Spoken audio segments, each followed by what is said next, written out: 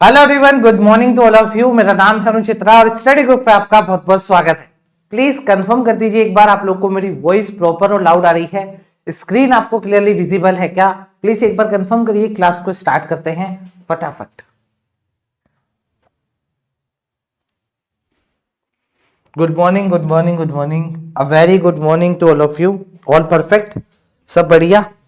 अच्छा देखो, मैंने ये सोचा है कि एक दिन मैं रखता हूं जिसमें हम मिंट का एडिटोरियल करेंगे। आपकी जो एडिटोरियल की क्लासेस है वो मंडे टू फ्राइडे चलेंगी। सैटरडे संडे में एडिटोरियल की क्लास नहीं लूंगा, क्योंकि जो मैं आप लोग को एडिटोरियल करवा रहा हूं बहुत हैवी एडिटोरियल्स होते हैं। तो सैटरडे और संडे 2 दिन आप लोग रखिए खुद के लिए, खुद से एडिटोरियल को पढ़िए। लेकिन हाँ, मैं सैटरडे और संडे को आप लोग को मॉर्निंग में 8 बजे सुबह एक एडिटोरियल का लिंक प्रोवाइड करवा दूंगा। आप लोग वो खुद से पढ़िएगा। सैटरडे संडे मैं एडिटोरियल नहीं लूंगा। आप लोग को सैटरडे संडे जो मैं आप लोग को एडिटोरियल दे रहा हूं वो आपको पढ़ के रखना है। अगर हो सकेगा तो मैं उसके क्वेश्चन आंसर भी बना करके दे दूंगा, ठीक है? अच्छा, तो मंडे टू फ्राइडे हमारा एडिटोरियल होगा। टाइम क्या रहेगा? टाइम रहेगा सुबह 8 बजे का। और ये जो फ्राइडे वाला दिन होगा ये खास करके हम मिंट का एडिटोरियल पढ़ेंगे, क्योंकि मिंट का एडिटोरियल रोज रोज नहीं पढ़ सकते अपन, क्योंकि जो मिंट का एडिटोरियल होता है वो लगभग 600 वर्ड्स का आता है और 600 वर्ड्स बहुत होते हैं। और जो एग्जाम में आता है, एग्जाम में मैं बता देता हूं, प्री में एग्जाम जब आप देंगे तो प्री में 400 से 450 वर्ड्स का प्री में आरसी आता है। और जब आप मेंस में जाएंगे तो मेंस में 500 से 600 वर्ड्स का आपके पास आरसी आता है, ठीक है? ये बात आपको अभी तक किसी ने नहीं बताई होगी कि एग्जाम में कितने वर्ड्स का आता है, क्योंकि एग्जैक्ट आरसी हम लाते हैं तो हमने काउंट्स कर रखे हैं कितने वर्ड्स होते हैं। तो आज हम करेंगे मिंट का एडिटोरियल। और देखो कितना बढ़िया टॉपिक है, new panel on banking, wait it should focus, अरे वेट कर रहा हूं, what it should focus on. तो उनका फोकस किस पे है? तो इसका मतलब न्यू पैनल बैंकिंग के ऊपर यहाँ पे सेट करने की बात हो रही है। ये जो न्यूज निकल करके आई है, ये न्यूज निकल के आई है बजट में से। अभी बजट आपको पता है, निर्मला सीतारामन जी ने अभी बजट पेश किया था। बजट के अंदर ये बात उठ रही है कि बैंकिंग के ऊपर एक नया पैनल बनना चाहिए। आज ये देखते हैं क्या, चलते हैं आगे। ये रहा आज का हमारा एडिटोरियल। और एक और बात आप लोग के लिए मैं बता दूं, अगर आप लोग को वोकैबुलरी में दिक्कत होती है, वोकैबुलरी में दिक्कत होती है तो वोकैबुलरी के लिए आप लोग को ज्यादा माथापौड़ी करने की जरूरत नहीं है। रूट्स वर्ड्स ये सब आप लोग को दिक्कत दे सकते हैं, आपकी इच्छा है तो करिए। मेरी तरफ से तो रूट्स वर्ड्स नहीं भी करेंगे तब भी चलेगा, क्योंकि बहुत सारा सिलेबस है, रूट्स वर्ड्स भी बहुत ज्यादा होते हैं। तो आप बस एक काम करिए, इंपॉर्टेंट एडिटोरियल करिए, उनकी इंपॉर्टेंट वोकैबुलरी करिए। तो एक तो आप लोग एडिटोरियल जब देखने आते हैं तो मैं आप लोग को वोकैबुलरी करवाता हूं। दूसरा, ये टेलीग्राम चैनल है। टेलीग्राम चैनल कैसे आएगा? Study quick by Varun Chitra आप सर्च करना, टेलीग्राम चैनल आ जाएगा। लगभग 37,000 स्टूडेंट वहां पर अभी एनरोल है इस टेलीग्राम चैनल पे। मैं आप लोगों को एक बार दिखाना चाहूंगा कि टेलीग्राम चैनल पे क्यूजेस कैसे होते हैं, किन बातों का जोर दिया जाता है, किन बातों पे किन बातों को नोट किया जाता है। जैसे ये टेलीग्राम चैनल है, देख लो, ये टेलीग्राम चैनल है। इसमें जैसे आप ये 3 डॉट्स दबाओगे, 3 डॉट्स के बाद आप देखो यहाँ पे व्यू डिस्कशन आ रहा है। व्यू डिस्कशन पे जब आप जाओगे तो मैं आप लोगों को दिखा देता हूँ क्यूज कैसे यहाँ पर होते हैं। शाम को 8 बजे क्यूज होता है। शाम को 8 बजे, 1 मिनट, ये सब पोस्टें हैं जब क्लास स्टार्ट हुई होगी तब की। 1 मिनट, मैं बहुत ऊपर आ गया, नीचे चलता हूँ और नीचे चलता हूँ। हाँ हाँ, आगे अपन नीचे सबसे, हाँ आगे देखो, एक बार देख लो क्यूज किस फॉर्म में होता है और क्यों इंपॉर्टेंट है आपके लिए क्यूज। कल की डेट में क्यूज हुआ होगा, हाँ इसके ऊपर ये रहा, देखो क्यूज। ऐसे लिस्ट आ जाती है कौन कौन स्टूडेंट टॉप करा है। अब देखो, कल अपन ये वाला वोकैब कर रहे थे तो इसका एंटोनिम क्या है। अब जैसे मैंने जो स्टार मार्क कर रहे थे, कभी कभी मैं किसी सिनोनिम्स पे स्टार मार्क करता हूं, तो देखो उसका भी वोकैब बना के आपको कराया गया। चिजल आउट, मैंने कहा था ना चिजल आउट आप लोग भूल जाएंगे, तो देखिए चिजल आउट का एक क्वेश्चन ही बना करके आपको करवा दिया गया है। चिजल आउट का एंटोनिम बताना है, इम्प्रोवाइज होता है, ठीक है? आगे बात समझ में? तो इसका मतलब जो भी यहां पर आप लोगों को वोकैबुलरी में क्यूज दिए जा रहे हैं, वो सारे क्यूजेस सिर्फ आपके रिवीजन के लिए हैं। जो क्लास में आप भूल सकते हैं वो यहां पर आके आपका रिवाइज हो जाएगा। क्लियर? अच्छा चलो अब आ जाओ, अपन एडिटोरियल पे चलते हैं, एडिटोरियल को देखते हैं। ये पेड बैच के बारे में मैं आप लोगों को बाद में बताता हूँ, लास्ट में बताता हूँ। ये रहा हमारे पास पहला वोकैब, एक बार देख लो।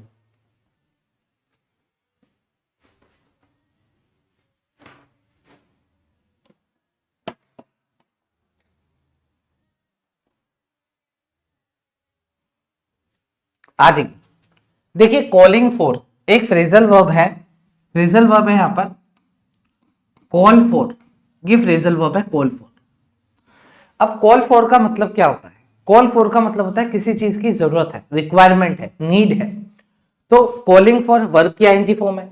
आप कह सकते हो किसी भी चीज की जरूरत है, रिक्वायरिंग, डिमांड है किसी भी चीज की, और appealing for something to be done, या फिर किसी से अपील करना, अपीलिंग फॉर समथिंग, अच्छा किसी चीज के लिए अपील करना कि यार ये चीज होनी चाहिए। वही कोई भी चीज ऐसी है जो जरूरी है और वो होनी चाहिए, तो उसके लिए अपन कॉल फॉर कहते हैं।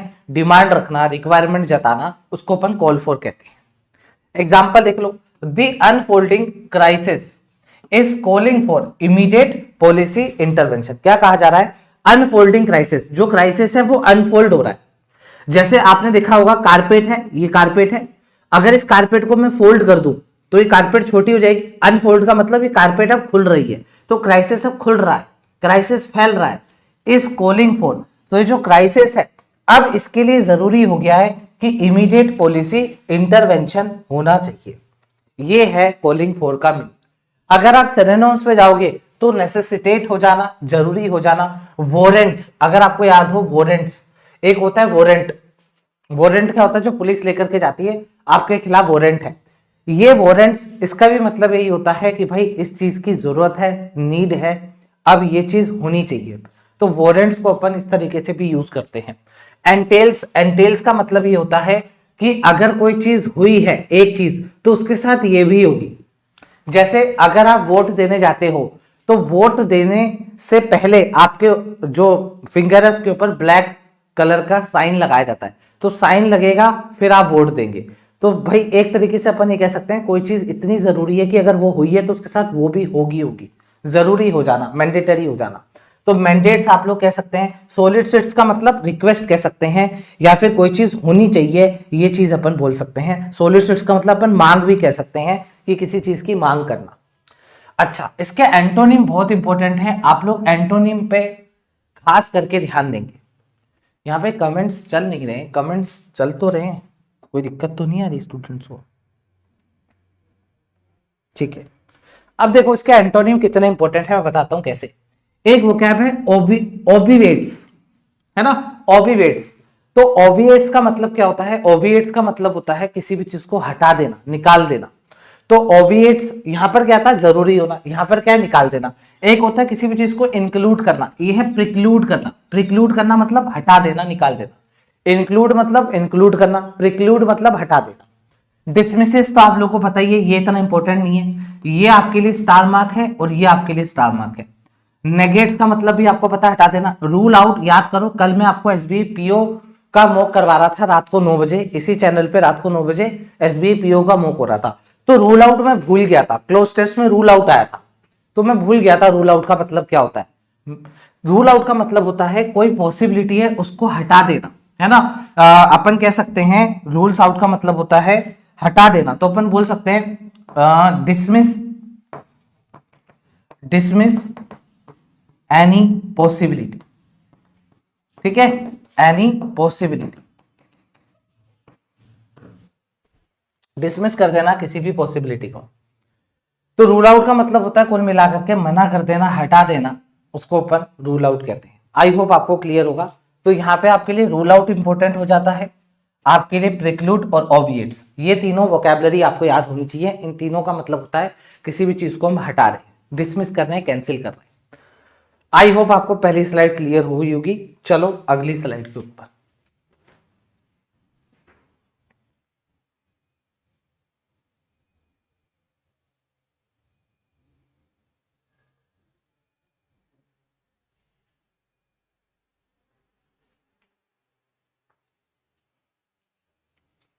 आ जाइए। स्क्रैम्बल, स्क्रैम्बल का मतलब क्या होता है? देखो स्क्रैम्बल का मतलब होता है भागा दौड़ी। स्क्रैम्बल को अपन क्या कहते हैं? भागा दौड़ी कहते हैं। तो स्क्रैम्बल का मतलब हो जाएगा कोई बहुत ज्यादा उतावला है, a hurried or disorderly effort to achieve or obtain something, तो उसको अपन स्क्रैम्बल कहते हैं। स्क्रैम्बल का मतलब उतावला, बहुत ज्यादा जल्दबाजी करना, उसको अपन स्क्रैम्बल बोलेंगे।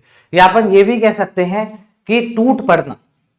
जैसे मान लीजिए अपन कहीं गए हैं पार्टी में और हमने देखा है कि यार ये मिठाई खत्म होने वाली, एकदम से सब टूट पड़े, तो उसी को अपन स्क्रैम्बल कहते हैं, एकदम से टूट पड़ना। तो आप कह सकते हो there was a frantic scramble. तो यहां पर क्या है? एक फ्रैंटिक स्क्रैम्बल देखने को मिला है अमंग फर्म्स। फर्म्स के अंदर एक लूट मच गई है, एक तरीके से आप कह सकते हो, to secure rare earth metal या अर्थ सप्लाईज। यहाँ पे सिक्योर का मतलब क्या है? लेने के लिए। ये लोग सब लोग टूट पड़े हैं जो रेयर अर्थ सप्लाईज है उसको लेने के लिए। तो यहाँ पे एक फ्रैंटिक स्क्रैम्बल देखने को मिला है। अब स्क्रैम्बल देखो मोस्ट इंपोर्टेंट आपका वर्ब भी है और स्क्रैम्बल आपका नाउन भी होता है। दोनों चीजों को आप लोग को ध्यान में रखना है। स्क्रैम्बल यहाँ पे देखो एज अ नाउन यूज हो रहा है। कैसे पता सर? आर्टिकल ए आ रहा है, आर्टिकल ए इस नाउन के लिए आ रहा है, तो यहाँ पे एज अ नाउन यूज हो रहा है। स्क्रैम्बल वर्ब भी होता है, वर्ब की तरह भी आप लोग इसको यूज कर सकते हो। तो आ जाओ फटाफट इसके सिनोनिम्स को देखते हैं। स्करी, तो कड़ी कैसे बना रहे थे अपन? स्करी तरीके से कड़ी बना रहे थे। स्करी तरीके से कड़ी बना रहे थे, इसका मतलब कड़ी को बहुत तेज तेज बनाया जा रहा था। स्करी का मतलब भी तेज तेज करना होता है। जोसेल, जोसेल का मतलब धक्का मुक्की होता है। मिली, मिली का भी मतलब आप कह सकते हो कोई चीज ऐसी है जो डिसऑर्डर में हो रही है, उसको अपन मिली कहते हैं, है ना। रश तो आपको पता ही है। फ्रेंजाइज्ड परस्यूट, तो फ्रेंजीज परस्यूट आप लोग बोल सकते हैं। फ्रेंजीज परस्यूट का मतलब हो जाएगा फ्रेंजी। आप लोग इसको निकालिए फ्रेंजी से। तो फ्रेंजी का मतलब अपन ने क्या पढ़ा था? हमारे जो फ्रेंड है वो कैसे हैं? फ्रेंजी है। फ्रेंजी फ्रेंड का मतलब उतावले फ्रेंड्स है ना, बहुत ज्यादा जोश में आ जाते हैं, बहुत ज्यादा ही एनकरेज हो जाते हैं, तो उसको अपन क्या कहते हैं यहाँ पर? परस्यूट। कैसा परस्यूट? Frenzied pursuit. क्या यहां तक क्लियर है आप लोगों को? फटाफट बताइए। यहाँ पे जो जोसेल है ये बहुत इंपॉर्टेंट है, एग्जाम में आ सकती है। स्करी एग्जाम में आ चुका है, करी को ध्यान में रखिएगा। कड़ी को स्करी तरीके से बनाया गया। बाकी सब कुछ सिंपल है। मिली, मिली का भी मतलब आप भगदड़ कह सकते हो या धक्का मुक्की कह सकते हो। क्लियर? ये तीनों वोकैबुलरी बहुत इंपॉर्टेंट है। अब आ जाते हैं अपन एंटोनिम पे। एंटोनिम देखो सिंपल है। कंपोजर मतलब शांत, काम मतलब काम, ऑर्डर, ऑर्डरलीनेस, ऑर्डरलीनेस का मतलब सब कुछ ऑर्डर में हो रहा है, कोई धक्का मुक्की नहीं हो रही है। डेलिब्रेशन मतलब सोच समझ के कोई चीज हो रही है। स्टेबिलिटी आप लोगों को बताइए। ये सारे एंटोनिम सिंपल हैं। यहाँ पर आपके लिए स्करी, जोसेल और मिली, ये तीनों वोकैब इंपॉर्टेंट हो जाते हैं। स्क्रैम्बल का मतलब होता है धक्का मुक्की या कोई भी काम तेजी से करना। क्लियर? चल आगे बढ़ जाते हैं नेक्स्ट वोकैब पे। एंट्रेंस, तो देखो एंट्रेंस को आप याद रखिएगा एंटर से। तो कोई अगर एंटर कर रहा है पार्टिसिपेशन में, है ना, कोई भी कंपटीशन चल रहा है उसमें एंटर होना, कुल मिलाकर के किसी भी चीज का हिस्सा बनना, उसको अपन एंट्रेंट्स कहते हैं। तो एंट्रेंट बोलोगे तो एक, एंट्रेंट्स बोलोगे तो प्लूरल। तो पीपल और entities that enter a competition, competition के अंदर या तो लोग या तो कोई एंटिटी अगर एंटर हो रही है मार्केट में, कंपटीशन में या फील्ड में, तो उसको अपन एंट्रेंट्स कहते हैं। जैसे कि आप लोग हैं, आप एस्पिरेंट्स हैं, तो एस्पिरेंट्स भी बोल सकते हैं, एंट्रेंट्स भी बोल सकते हैं। New commerce, participants, contenders. अच्छा, कंटेंडर्स का मतलब क्या है? जो लड़ेंगे आपस में, जो कॉम्पीट करेंगे। इंडक्टीज, तो ये सब क्या हो जाएंगे? ये सब हो जाएंगे सिनोनिम्स, मतलब किसी भी चीज में हिस्सा लेने वाले, भाग लेने वाले लोग या फिर उसकी company. New entrants in the fintech sector, तो न्यू एंट्रेंट्स जो आए हैं फिनटेक सेक्टर में are disturbing traditional banking models. तो उन्होंने क्या कर दिया है? वो लोग डिस्टर्ब कर रहे हैं, जो ट्रेडिशनल बैंकिंग मॉडल चला आ रहा था उसको डिस्टर्ब कर रहे हैं, क्योंकि नए लोग फिनटेक सेक्टर के अंदर आ चुके हैं। अगर आप एंटोनिम में जाओगे तो इनकम्बेंट, इनकम्बेंट का मतलब क्या होता है? जो ऑलरेडी उस पोजीशन पर है। देखो यहां पर इसका मतलब क्या है? ऐसे लोग जो अभी कंपटीशन करेंगे, कंपटीशन फाइट करेंगे, कंपटीशन फाइट करने के बाद उनको जॉब मिलेगी, फिर वो पीओ बनेंगे या क्लर्क बनेंगे, यहां पर आ गया इनकम्बेंट्स। इनकम्बेंट्स का मतलब जो ऑलरेडी उस पोजीशन पर बैठे हैं, ये कोई कॉम्पिटिटर नहीं है, ये ऑटो इनके पास जॉब है, ये बैठे हुए हैं वहां पर। तो इनकम्बेंट का मतलब क्या होता है, जो जॉब पर बैठा हुआ है, अभी उस पोजीशन पे जो बैठा हुआ है। वेटरन मतलब आप कह सकते हो, वेटरन का मतलब क्या हो जाएगा, जो बहुत ज्यादा होशियार होते हैं, है ना, स्कॉलर, ठीक है, तो वेटरन्स वो गए। एग्जिटर्स बाहर निकलने वाले, ये भी एंटोनिम में चले जाएगा। ड्रॉप आउट बाहर निकलने वाले, ये भी एंटोनिम में चले जाएगा। एब्स्ट्रेनर्स, अब एब्स्ट्रेनर्स क्या है, एब्स्टेन वोकैब अगर आप देखेंगे, एब्स्टेन फ्रॉम, आपने वोकैबलरी पढ़ी होगी, एब्स्टेन फ्रॉम मतलब किसी भी चीज से परहेज करना, बचना। तो यहां पर लिखा हुआ है एब्स्ट्रेनर्स, मतलब ये लोग पार्टिसिपेट करने से बचते हैं, पार्टिसिपेट नहीं करते हैं, तो उसको अपन क्या कहते हैं, एब्स्ट्रेनर्स कहते हैं।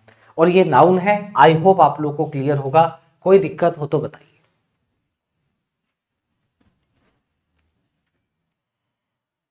ठीक है, चलिए नेक्स्ट वोकैबलरी, स्पेल। देखिए स्पेल मोस्ट इंपोर्टेंट वोकैब है, बहुत दिक्कत कर सकता है अगर आपने इसको ढंग से नहीं समझा तो। मैं आपको बताता हूं हमारे एग्जाम में स्पेल ज्यादातर कब यूज होता है, और ये जो स्पेल वोकैबलरी है, ये मुझे अभी तक याद है, ये आया है IBPS क्लर्क प्री में क्लोज टेस्ट के अंदर, और वो क्लोज टेस्ट एग्जैक्ट मैंने करवा रखा है 2024 का। 2024 में स्पेल आ गया था, लगभग हर स्टूडेंट ने इस वोकैब को गलत करा था उस समय। स्पेल, अब देखो स्पेल का मतलब क्या होता है, जो एग्जाम में आता है स्पेल का मतलब वो ये होता है, मान लेते हैं कि मैं किसी प्रीवियस कंपनी में रहा, तो प्रीवियस कंपनी में मान लेते हैं मेरा टाइम स्टार्ट हुआ फॉर एग्जांपल 2024 से 2025 तक। तो ये जो मेरा टाइम था, ये जो मेरा टाइम पीरियड था, इस टाइम पीरियड को मैं स्पेल कह सकता हूं। तो स्पेल का मतलब होता है अ शॉर्ट पीरियड और phase of a particular condition और एक्टिविटी। तो कोई भी पर्टिकुलर कंडीशन रही या मेरी एक्टिविटी रही, उसको अपन क्या कहेंगे, स्पेल कहेंगे। आई होप आप लोगों को क्लियर होगा। ये ज्यादातर एग्जाम में यूज होता है, मतलब टाइम पीरियड के लिए यूज होता है। क्या यहां तक क्लियर है? अच्छा, अब एक स्पेल का यूज होता है मंत्र के लिए। पर नहीं कहते कोई यार मंत्र है तो बताते मैं कैसे एक ही बारी में सिलेक्शन ले लूं, तो उस मंत्र को अपन स्पेल कहते हैं। ठीक है, तो आप बोल सकते हो, कहां गया, ये रहा, a form of words used as a magical charm or incantation. तो इसका मतलब क्या है, मंत्र के लिए जो चीज यूज होती है उसको भी अपन स्पेल कहते हैं। मंत्र का इंग्लिश फॉर्म स्पेल है, और स्पेल का मतलब ये भी होता है वर्ब के फॉर्म में। देखो ये नाउन है, अ शॉर्ट पीरियड और फेस, ये नाउन है, और ये जो मंत्र है ये भी नाउन है, लेकिन जो बीच में लिखा हुआ है वर्ब है। राइट और name the letters that form a word in correct sequence, उसको अपन स्पेल कहते हैं। स्पेल का मतलब ढंग से सही स्पेलिंग में इसको लिखो, इसको स्पेल करो, बोलो या लिखो, तो उसको अपन क्या कहते हैं, वर्ब कहते हैं। और स्पेल का मतलब लिखना या बोलना भी होता है, तो ये वर्ब की तरह भी यूज होता है। आ जाइए अब समझते हैं यहाँ पे स्पेल किस वे में आ रहा है। After a brief spell of optimism, अब ऑप्टिमिज्म की बात हो रही है, और ब्रीफ स्पेल मतलब कुछ समय तक जो ऑप्टिमिज्म था उसके बाद की बात कर रहा है।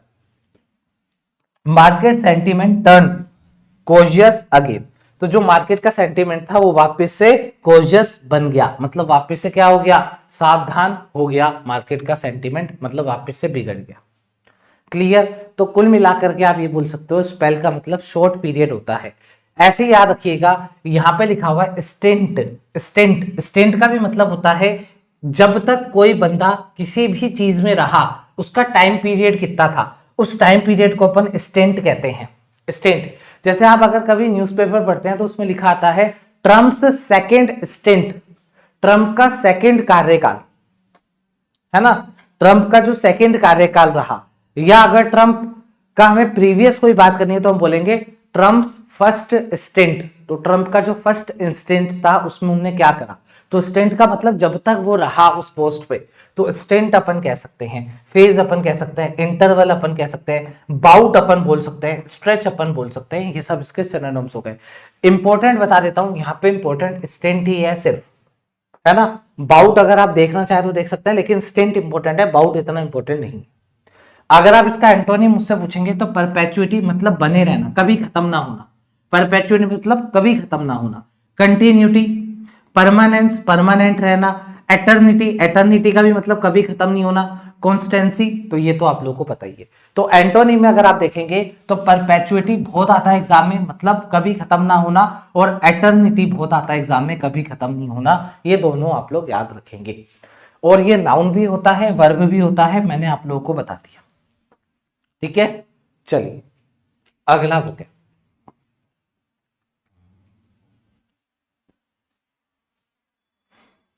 मोबिलाइजेशन।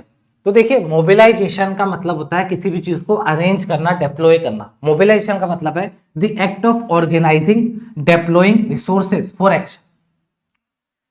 ठीक है, जैसे एक एग्जांपल मैं आप लोगों को देता हूं। अब मान लीजिए मेरे को क्लास लेनी है, तो मैंने क्या करा, कैमरे को सामने डिप्लॉय करा कि यार कैमरा यहां रहेगा तो यहां से रिकॉर्ड होगा। फिर मैंने एक अपना जो स्क्रीन है वो यहां पे डिप्लॉय करा। मैं क्या कर रहा हूँ, रिसोर्सेज को मोबिलाइज कर रहा हूँ, अरेंज कर रहा हूँ, जिससे कि मैं कुछ कर पाऊं। तो इसलिए मोबिलाइजिंग का मतलब होता है मोबिलाइज, ये वर्ब है। अगर मोबिलाइजेशन बोलोगे तो नाउन हो जाएगा। इसका मतलब होता है चीजों को अरेंज करना, रिसोर्सेज को अरेंज करना। तो आप ऑर्केस्ट्रेशन भी कह सकते हैं। ऑर्केस्ट्रेशन का भी मतलब होता है अरेंज करना, एक्टिवेट करना किसी भी चीज को, डेप्लॉयमेंट डेप्लॉय करना। मार्शलिंग, मार्शलिंग का भी मतलब होता है रिसोर्सेज का यूज करना, ऑर्गेनाइज करना। Rapid mobilisation of capital, capital का रैपिड मोबिलाइजेशन करना, मतलब कैपिटल को ढंग से यूज करना। Help stabilise the economy during the shock, तो जो इकोनॉमी थी उसको स्टेबलाइज कर पाया जब शॉक आया उस दौरान, क्योंकि इन्होंने रैपिड मोबिलाइजेशन करा था कैपिटल का। मतलब कैपिटल को इस तरीके से अरेंज करा था, रिसोर्सेज को इस तरीके से ऑर्गेनाइज करा था कि जब इकोनॉमी में शॉक वेव्स आई तो इकोनॉमी झेल पाई और इकोनॉमी स्टेबल रही। अब एक और चीज दिखा देता हूं। हेल्प्ड या हेल्प की कोई सी भी फॉर्म आप लगाते हो तो उसके बाद आप वर्ब की फर्स्ट फॉर्म लगाते हो। अब आप चिपक करके भी वर्ब की फर्स्ट फॉर्म लगा सकते हो। देखो यहाँ पर हेल्प के जस्ट बाद ही वर्ब की फर्स्ट फॉर्म है, एकदम चिपकी हुई है। या आप ऐसे भी कर सकते हो, आपने हेल्प लिखा, फिर आपने कोई भी नाउन लिखा, एक्चुअल में वो होगा एक ऑब्जेक्ट, तो आप उसके बाद भी वर्ब की फर्स्ट फॉर्म लगाते हो। अब ये सिंगुलर है प्लूरल है उससे फर्क नहीं पड़ता, क्योंकि हेल्प के बाद जो भी आ रहा है वो ऑब्जेक्ट है, और हेल्प के लिए यहाँ पर वर्ब की फर्स्ट फॉर्म आती है। ठीक है, ये वाली बात याद रखना। डीमोबिलाइजेशन हो गया, ये क्या लिखा, डिसबैंडमेंट हो गया, है ना। डिसबैंडमेंट का मतलब हटा देना आप कह सकते हो। इनर्शिया का मतलब क्या हो जाएगा, इनएक्टिवनेस, कोई एक्टिवनेस नहीं है, कोई अभी फर्स्ट स्टेप ही नहीं उठाया तो उसको पर इनर्शिया कहते हैं, कोई चीज रुकी हुई है। स्टैग्नेशन का भी मतलब कोई प्रोग्रेस नहीं है। डोरमेंसी का भी मतलब होता है बंद हो जाना, रुक जाना। डोरमेंट अकाउंट होता है ना, डोरमेंट अकाउंट, तो डोरमेंट क्या होता है, एडजेक्टिव, अकाउंट नाउन। तो डोरमेंट अकाउंट मतलब बंद है अकाउंट, तो यहां पर नाउन बनाना था तो डोरमेंसी कर दिया। तो आप लोग डोरमेंसी याद रखिएगा, क्योंकि ये हमारे बैंक से रिलेटेड वो कैब है। स्टैग्नेशन आप लोग को पता है। इनर्शिया याद रखिएगा, इनर्शिया का मतलब कोई एक्टिविटी नहीं हो रही है, बाकी सब सिंपल है, आप लोग को पता है। तो अगर आप वर्ब बनाओगे तो मोबिलाइज हो जाएगा। नाउन तो ये लिखा ही हुआ TION वाला। आगे बढ़ते हैं, लास्ट वोकैबुलरी आज की क्लास की, अफ्लिक्ट। अफ्लिक्ट देखो कितनी बार मैं करवा चुका हूं, मैं आप लोग को बार बार इंपॉर्टेंट वोकैबुलरी करवाऊंगा, आपको ऑटोमेटिक याद हो जाएगी। अफ्लिक्ट हम बहुत बार कर चुके हैं।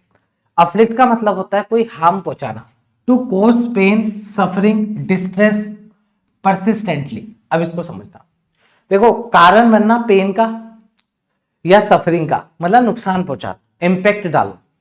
और डिस्ट्रेस, डिस्ट्रेस परसिस्टेंटली, परसिस्टेंटली मतलब लगातार डिस्ट्रेस, लगातार परेशान करना, लगातार प्रॉब्लम पहुंचाते रहना, उसको अपन अफ्लिक्ट कहते हैं। तो अफ्लिक्ट का मतलब आप बसेट बोल सकते हैं, बसेट मतलब चारों तरफ से प्रॉब्लम से घिरा हुआ है। प्लेग बोल सकते हैं, प्लेग का मतलब भी प्रॉब्लम होता है। टोरमेंट बोल सकते हैं, टोरमेंट का मतलब भी प्रॉब्लम होता है। जैसे rural communities continue to be afflicted, तो जो रूरल कम्युनिटीज हैं वो continue to be afflicted, continue afflict होती जा रही हैं by chronic water shortage. Chronic का मतलब क्या होता है, बहुत पुरानी जो समस्या है। क्रोनिक का मतलब बहुत समय से जो समस्या चली आ रही है। प्रोलॉन्ग भी आप बोल सकते हैं। तो जो प्रोलॉन्ग वाटर शॉर्टेज की समस्या है उससे रूरल कम्युनिटी लगातार अफ्लिक्टेड होती जा रही है, परेशान होती जा रही है। अब आ जाओ एंटोनिम पे। एंटोनिम बहुत इंपॉर्टेंट है। पहले तो यहाँ पे अलीविएट, अलीविएट का मतलब क्या होता है, ये इंपॉर्टेंट है। अलीविएट का मतलब होता है किसी भी चीज को लेस सीवियर करना। क्या करना? लेस सीवियर करना। अगर सीवियर में से, देखो ये सीवियर है, अगर सीवियर में से मैं ये वाला ए हटा दूं, लास्ट वाला ए, तो ये सेवर बन जाएगा। और सेवर का मतलब होता है सेपरेट करना। क्या होता है? सेपरेट करना। ध्यान रखना। सीवियर तो आप लोगों को पता ही है सीवियर क्या होता है। कोई चीज बहुत ज्यादा सीवियर है, बहुत ज्यादा ही क्रिटिकल है, अब उसको अपन ने लेस क्रिटिकल कर दिया, लेस सीवियर कर दिया, मतलब ठीक हो रही है वो चीज। ऐसे ही सीवियर में से मैं ये हटा दूं तो सेवर बनता है, और सेवर का मतलब सेपरेट होता है, आप लोग को पता होना चाहिए। रिलीव आप लोग को पता है, सूथ आप लोग को पता है। असुएज का मतलब होता है किसी भी चीज को शांत करना, किसी भी चीज को काम करना, किसी भी चीज को सही करना। रेमेडी आप लोग को पता है। तो यहाँ पर जो इंपॉर्टेंट वोकैबुलरी है वो अलीविएट है। अलीविएट ध्यान रखिएगा। अलीविएट को एलिवेट से कंफ्यूज किया जाता है। एलिवेट क्या होता है? बढ़ना। ठीक है, एलिवेट बढ़ना होता है।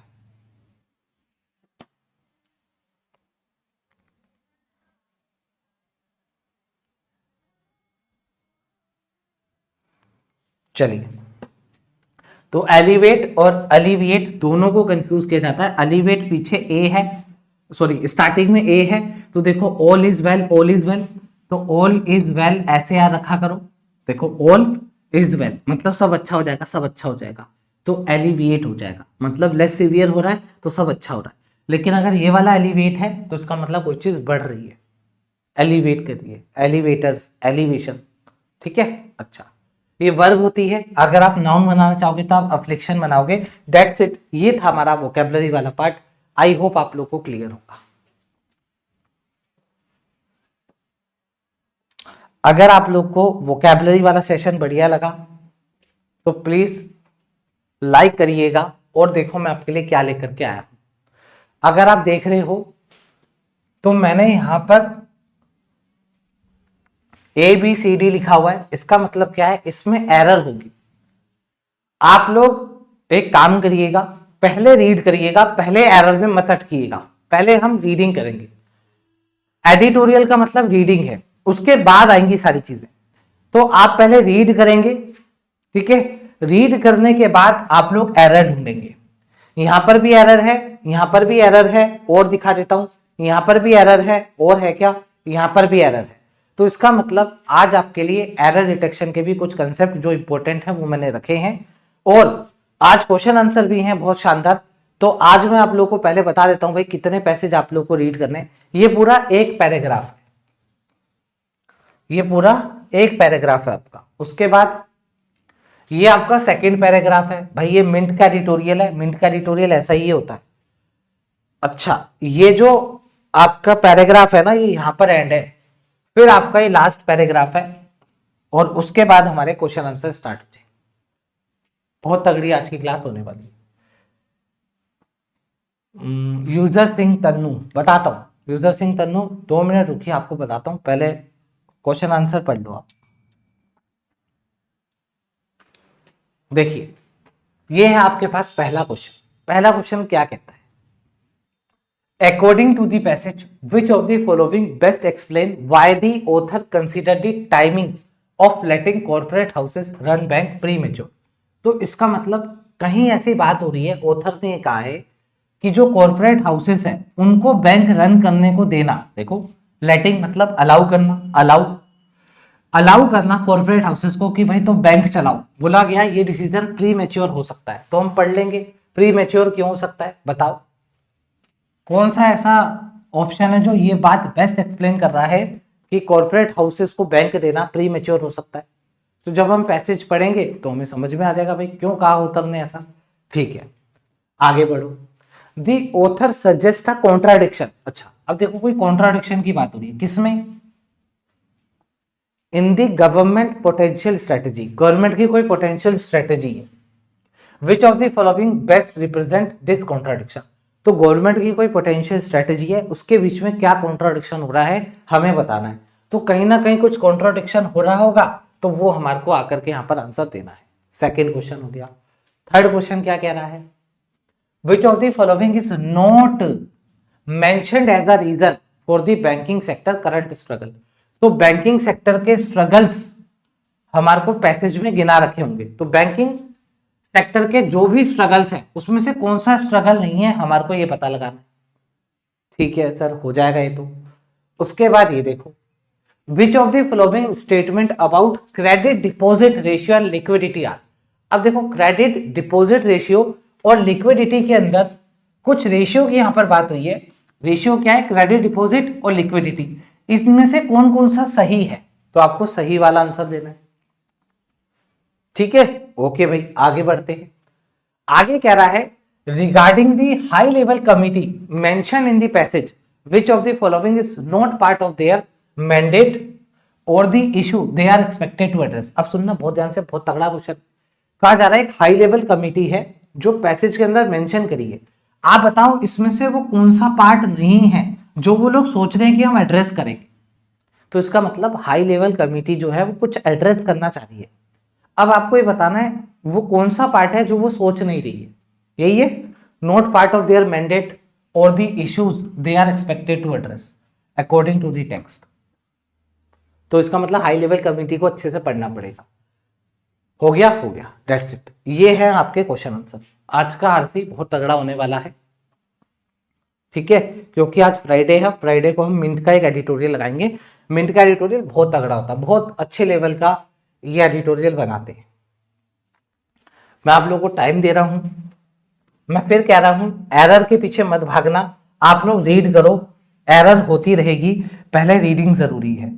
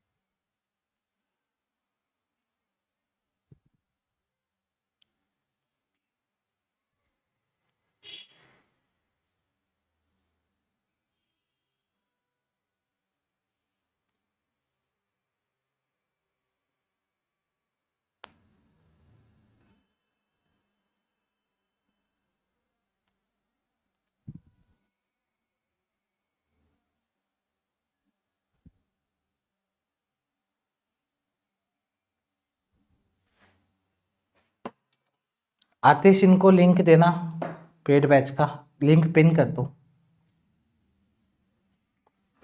अभी एप्लीकेशन नहीं है, वेबसाइट से लेना पड़ेगा आपको।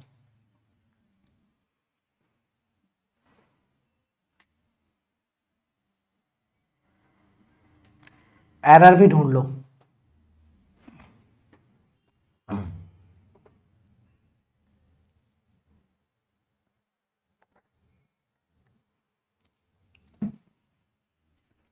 चलिए, मैंने जानबूझ के आपको ज्यादा टाइम दिया है। देखिए, सुनिएगा, आज की जो फ्राइडे वाली क्लास होगी, मैंने सोचा फ्राइडे वाली क्लास को स्पेशल क्लास बनाएंगे और इसको मैं आप लोग को हर एक एंगल से सिखाने की कोशिश करूंगा।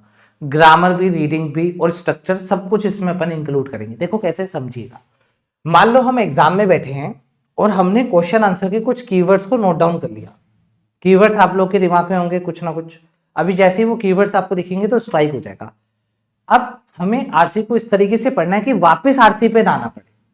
जैसे पजल में होता है, पजल जल्दी कब बनती है? जब पजल को हम पढ़ते जा रहे हैं, जो बन रहा है बनाते जा रहे हैं, जो नहीं बन रहा है डायरेक्शन लिखते जा रहे हैं। वापस पजल पे गए, इसका मतलब टाइम ज्यादा लगेगा। तो जब भी हम पजल सीखते हैं तो पजल में क्या सिखाया जाता है?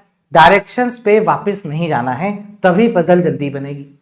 तो ऐसे ही आरसी में मानिए, पैसेज पे वापस नहीं आना है, जब भी पैसेज जल्दी बनेगा। उसके लिए हम क्या कर सकते हैं? जो जो मिलेगा वो क्वेश्चन का आंसर हम लगाते जाएंगे। जैसे पजल में जो जो बनता जाता है वो हम हाथों हाथ बनाते जाते हैं, ऐसे ही जो क्वेश्चन का कीवर्ड मिलेगा हाथों हाथ बनाते जाएंगे। पैसेज में वापस नहीं आना है, ये सोच करके रखना है। अगर आना बढ़ गया तो कोई दिक्कत नहीं है, ठीक है। चलिए, जब तक हम ये सोचेंगे नहीं ना, तब तक हम उस तरीके से कर नहीं पाएंगे पैसेज को। Finance minister Nirmala Sitharaman announce the formation of a high level committee on banking in her budget speech for 2026-27। ये मुझे नहीं लगता किसी भी स्टूडेंट को इसमें दिक्कत आई होगी। यहाँ पे यही बोला जा रहा है, निर्मला सीतारामन ने जब हाई लेवल कमेटी का अनाउंसमेंट करा, कब, बजट स्पीच के अंदर, जो उन्होंने अभी बजट की स्पीच दी थी। वाइल, सुनना, while she offered no details, हालांकि उन्होंने कोई भी डिटेल्स ऑफर नहीं करी, मतलब डिटेल्स नहीं बताई। दी एफएम मतलब फाइनेंस मिनिस्टर डिड से that this panel would be tasked with reviewing the banking sector and aligning it with India's next phase of growth। तो बोला गया, उन्होंने कोई डिटेल शेयर नहीं करी, लेकिन उन्होंने इतना कहा कि हम एक पैनल बना रहे हैं, वुड बी टास्क, उसका टास्क क्या रहेगा कि वो रिव्यू करेगा बैंकिंग सेक्टर को और बैंकिंग सेक्टर को अलाइन करेगा with India's next phase of growth. India का जो नेक्स्ट फेज है ग्रोथ का, उसके साथ बैंकिंग सेक्टर को अलाइन कर देगा। पॉजिटिव बात है, कोई दिक्कत वाली बात नहीं है। जैसे ही आपने 2 सेंटेंस पूरे करे, आपको समझ में आ गया कि एक पैनल बनने की यहां पर तैयारी हो रही है बैंकिंग सेक्टर में। इट इज नोबडीज आर्ग्यूमेंट, अब इसको समझना, इसमें किसी ने भी आर्ग्यूमेंट नहीं करा। It is nobody argument. It is nobody argument का मतलब क्या है? जैसे कि मैंने आपको कहा कि मैं ना हर फ्राइडे आप लोग को मिंट का ट्यूटोरियल करवाऊंगा, तो किसी भी एक स्टूडेंट ने ना नहीं करा, सबने कहा हाँ सर बढ़िया है, करवाओ करवाओ। तो इसका मतलब इट इज नोबडी आर्ग्यूमेंट, किसी ने इसके ऊपर आर्ग्यूमेंट नहीं करा, मतलब सब राजी हैं। किस बात को लेकर के? That banking reforms are not overdue. मतलब आप ये कह सकते हो कि मान लीजिए जो फाइनेंस मिनिस्टर है, उन्होंने ये कहा कि जो बैंकिंग रिफॉर्म्स है आर नॉट ओवरड्यू। इसको समझना है क्या कहा जा रहा है। Banking reforms are not overdue. Not overdue का मतलब क्या है कि वो ओवरड्यू नहीं है। तो इसका मतलब इसको लेकर के किसी ने भी आर्ग्यूमेंट नहीं करा। इसका मतलब यहां पे रिफॉर्म्स की जरूरत है, रिफॉर्म्स यहां पे करने पड़ेंगे। तो सबको पता है कि यार बैंकिंग में रिफॉर्म्स होना जरूरी है, इसलिए इसको लेकर के किसी ने भी आर्ग्यूमेंट नहीं करा। अब आगे बढ़ते हैं। दी सेक्टर हेल्थ रिफ्लेक्ट्स, तो ये जो सेक्टर की हेल्थ है, सेक्टर की हेल्थ मतलब बैंकिंग सेक्टर की बात हो रही है, ये रिफ्लेक्ट कर रही है the state of the broader economy and there are enough sign of it being misaligned with the national ambition of achieving developed status by 2047। तो यहाँ पर ये बोला जा रहा है, ये जो सेक्टर की हेल्थ है रिफ्लेक्ट कर रही है द स्टेट ऑफ, एक ऐसी स्टेट बता रही है, the broader economy and there are enough sign, और यहाँ पे इतने साइन है of it being misaligned with, कि ये मिस अलाइंड हो चुकी है हमारा जो नेशनल एम्बिशन है। क्या है नेशनल एम्बिशन? अचीव करना डेवलप्ड स्टेटस बाय 2047। तो कुल मिलाकर के यहाँ पर ये कहा जा रहा है, देखो बहुत सिंपल है, अगर आपको लग रहा है कोई लाइन टफ है तो उसको हल्का फुल्का उसकी हिंदी निकाल लो। एक एक वर्ड्स को आप लोग को तोड़ करके नहीं पढ़ना है, इतना टाइम एग्जाम में नहीं होता है। अभी मैं आप लोग को बता रहा हूं क्योंकि अभी हम प्रैक्टिस कर रहे हैं, तो मैं जितना हो सकता है उतना डिटेल में आप लोग को बता रहा हूं। लेकिन आपको प्रैक्टिस ऐसी करनी है कि आपने ये वाला सेंटेंस पढ़ा, आपको समझ में आ गया, पॉजिटिव बात है, कोई यहाँ पर हाई लेवल कमेटी बनेगी, अच्छी बात है, कमेटी बनेगी। तो फिर बोला गया कोई डिटेल तो नहीं दी, लेकिन ये बोल दिया अलाइन करेगा, अच्छी बात है। उसके बाद क्या बोला गया? उसके बाद ये बोला गया कि यार बैंकिंग रिफॉर्म जो है वो होने चाहिए, वो ओवरड्यू, ठीक है, वो होने चाहिए बैंकिंग रिफॉर्म। उसके बाद सेक्टर की हेल्थ ये रिफ्लेक्ट कर रही है कि यहाँ पर इतने ज्यादा साइन है कि मिसअलाइन हो रखा है हमारा जो एम्बिशन है उससे।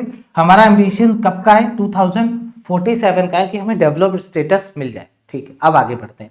देयर आर प्रॉब्लम्स, कहा जा रहा है यहाँ पे प्रॉब्लम्स है इन लिक्विडिटी मैनेजमेंट। अब बता रहा है कहाँ पे प्रॉब्लम है, लिक्विडिटी मैनेजमेंट में प्रॉब्लम है। लिक्विडिटी मैनेजमेंट मतलब पैसा, कैश, लिक्विडिटी, इसको मैनेज करने में दिक्कत है। अच्छा, with liability management, liability management के साथ दिक्कत है। लायबिलिटी का मतलब क्या होता है? जो कर्जा है, जो हमारी रिस्पॉन्सिबिलिटी जो हमें चुकानी है, उस मैनेजमेंट में दिक्कत है। कॉलिंग फॉर, अब कॉलिंग फॉर आ रहा है, कॉलिंग फॉर ये आ रहा है कि यहां पर विथ लगा हुआ है ना, तो विथ क्या है? प्रेपोजिशन है। तो प्रेपोजिशन के बाद ये जो लायबिलिटी मैनेजमेंट आपने लिखा है ये ऑब्जेक्ट हो गया। अब ऑब्जेक्ट के लिए वर्ब लगाओगे तो आईएनजी फॉर्म में आएगी। Calling for a strategy revision. तो यहां पर ये बोला जा रहा है कि जो लायबिलिटी मैनेजमेंट है ना, एक तो क्या बोला जा रहा है यहाँ पे प्रॉब्लम्स है, किसमें? लिक्विडिटी मैनेजमेंट में और लायबिलिटी मैनेजमेंट में। इसकी वजह से यहाँ पे जरूरत है, कॉलिंग फॉर का मतलब जरूरत है, नीड है एक स्ट्रेटेजी रिवीजन की, कि जो स्ट्रेटेजी है उसको रिवाइज करिए भाई। आगे बोला जा रहा है the gap in governance between public and private sector banks had wide. तो बोला जा रहा है जो गैप है गवर्नेंस का, मतलब कैसे चलेगा पब्लिक और प्राइवेट सेक्टर बैंक, इसके बीच का गैप बढ़ता जा रहा है। कोई दिक्कत किसी को? आगे ही बात समझ में। अब और पढ़ लेते हैं।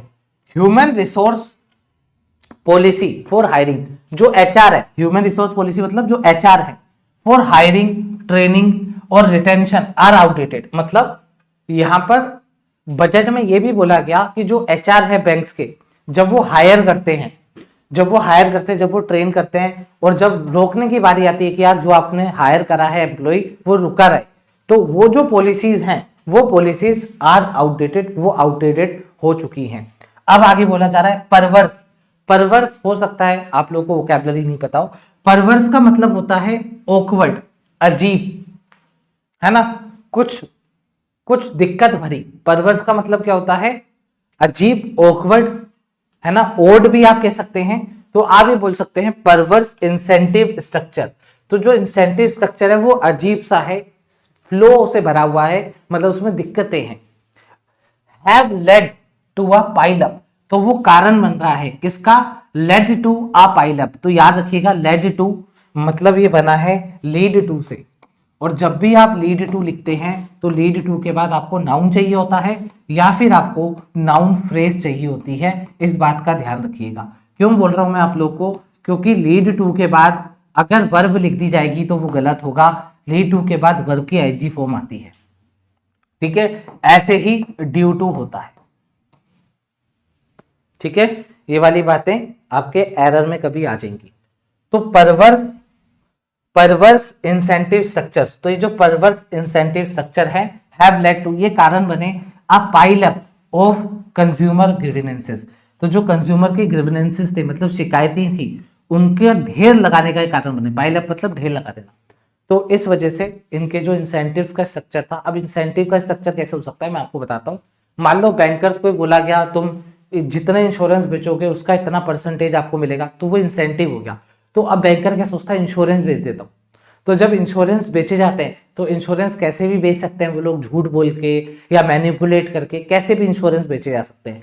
तो जब वो इंश्योरेंस बेच दिए गए इंसेंटिव के चक्कर में, तो फिर कंज्यूमर्स का क्या शिकायत आया, कंज्यूमर के ग्रीवेंसेस आए, कंज्यूमर की कंप्लेन आई, तो कंज्यूमर की कंप्लेन की ढेरी लग गई। तो ढेरी लगने का जो कारण है वो क्या है? ये स्ट्रक्चर्स, जो परवर्स इंसेंटिव स्ट्रक्चर है आपके। आगे बोला जा रहा है and there are other issues, कहा जा रहा है और भी इश्यूज है डेट अवेट फॉर रिड्रेसल, मतलब और भी इश्यूज है जो सुधार करने का या सुधार होने का वेट कर रहे हैं। अब बताइए किसी को कोई दिक्कत है क्या? समझ में आ रहा है सभी को?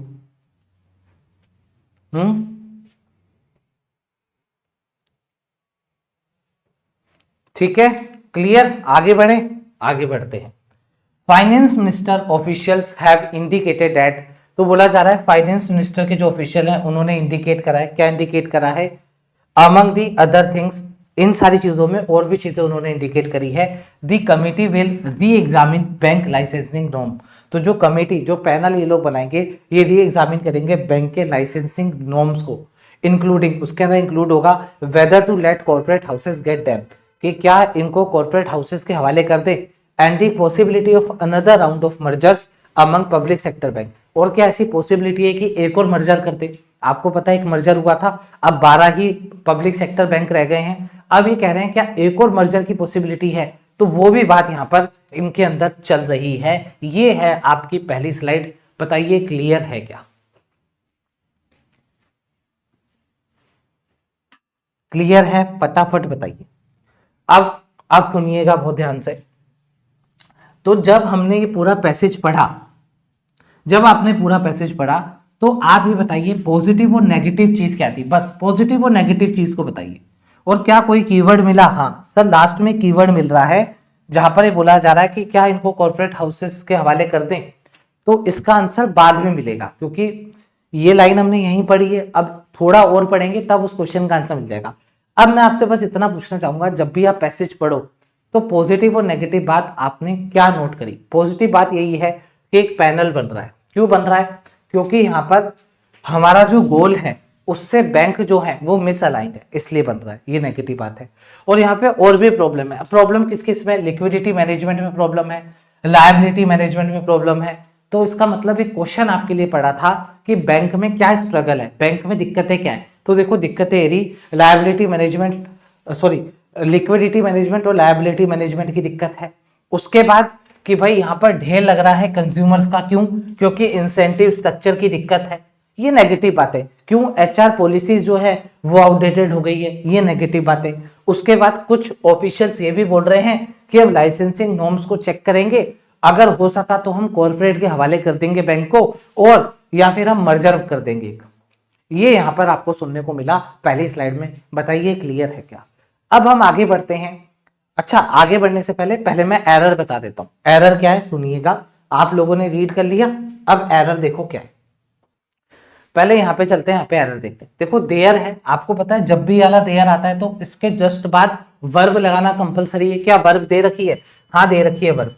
अगर वर्ब प्लूरल है तो इसके जस्ट बाद जो नाउन आएगा प्लूरल आएगा। प्लूरल है, हाँ प्लूरल है। तो देयर आर प्रॉब्लम्स, कोई दिक्कत नहीं है। इन तो ए में तो कोई दिक्कत नहीं है, ए सही है। लिक्विडिटी मैनेजमेंट विथ अगर आया है तो यहां पर वर्ब की आईएनजी फॉर्म ही आई। क्या आपको बैकग्राउंड में ढोल बजने की आवाजें आ रही है? एक्चुअली हमारे सामने वाले घर में शादी है, शादी कल की है, और मुझे नहीं पता था सुबह सुबह शादी का माहौल बन जाएगा। शादी का माहौल लेट बनता है, सुबह सुबह बन जाए। तो एक काम करता हूं मैं, क्या मैनेजेबल है या क्लास एंड कर?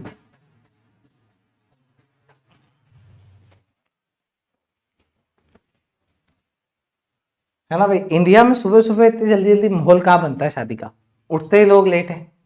तो with liability management calling for, तो कॉलिंग फॉर सही है वर्ब की एनजी फॉर्म, क्योंकि विथ से स्टार्ट हो रखा है। आज स्ट्रेटेजी रिवीजन, कोई दिक्कत नहीं है, यहां तक तो कोई दिक्कत नहीं लग रही। दी गैप, अब हो सकता है इस गैप के लिए वर्ब गलत लगाई हो, पढ़ते हैं। इन गवर्नेंस, तो जो गैप है गवर्नेंस में between public and private sector, between आया तो एंड आएगा, एंड आ गया। बिटवीन के साथ एंड आता है, एंड आ गया। बैंक्स, तो यहां पर जो गैप था उसके लिए हैज आएगा, हाँ उसके लिए हैज आ गया। हैज के बाद आपको थर्ड फॉर्म चाहिए। कल ही मैंने आपको बताया था, कल मैंने आपको क्या बताया था कि ये जो वाइड है ये आपका एडजेक्टिव है।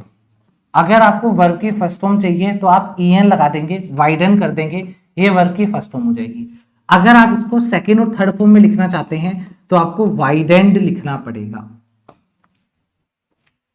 तो आपको वाइडेंड लिखना पड़ेगा, मतलब एक ईडी और आएगा। मैं यहां पे लिख देता हूं, एक ईडी और आएगा, क्योंकि हैज हैव हैड के बाद वर्ब की थर्ड फॉर्म आती है। कल जब हम एसबीआई पीओ का पेपर कर रहे थे तो वहां पर हैव ग्रू लिखा हुआ था और हैव ग्रू गलत था, याद करो। वहां पे हमने क्या करा था? हैव ग्रोन करा था। तो ये एरर एग्जाम में आती है। कोई एक ऐसी वर्ब पकड़ लेते हैं जिसकी थर्ड फॉर्म आनी होती है लेकिन वो सेकंड फॉर्म लिख देते हैं। ये वाली बात आप लोग को ध्यान में रखनी है। तो यहां पर क्या हो जाएगा? वाइडन हो जाएगा। एक रूल आपका रिवाइज हो गया। अब आगे बढ़ो। परवर्स इंसेंटिव स्ट्रक्चर्स, तो स्ट्रक्चर्स प्लूरल है, हैव ही आएगा। हैव के बाद लेड थर्ड फॉर्म है। लेड टू के बाद नाउन फ्रेज आ गई या नाउन आ गया, सही है। ऑफ कंज्यूमर ग्रीवेंसेस, यहां तक कोई दिक्कत नहीं है। एंड देयर, अगेन देयर आ रहा है तो देयर के बाद वर्ब आएगी। हाँ वर्ब आ रहा है। आर क्यों आ रहा है? क्योंकि सर प्लूरल है इश्यूज, आपने कहा है प्लूरल है तो प्लूरल वर्ब आएगी। डैट, अब डैट किसके लिए आ रहा है? इश्यूज के लिए आ रहा होगा। अवेट, अवेट एक वर्ब है, सुनना। अवेट, अवेट का मतलब होता है वेट फॉर, मतलब अवेट के अंदर, अवेट खुद अपने अंदर वेट फॉर दोनों लिए होता है। तो इसका मतलब आप अवेट के बाद ये फोर नहीं लगा सकते, डी में एरर आती है। यहां पर भी डी में एरर, यहां पे भी डी में एरर। ये दो कंसेप्ट आपके एग्जाम में आ सकते हैं, ध्यान रखिएगा। ठीक है, चलिए अब हमारी पहली स्लाइड हो चुकी है, अगली स्लाइड इसको बनाइए फटाफट।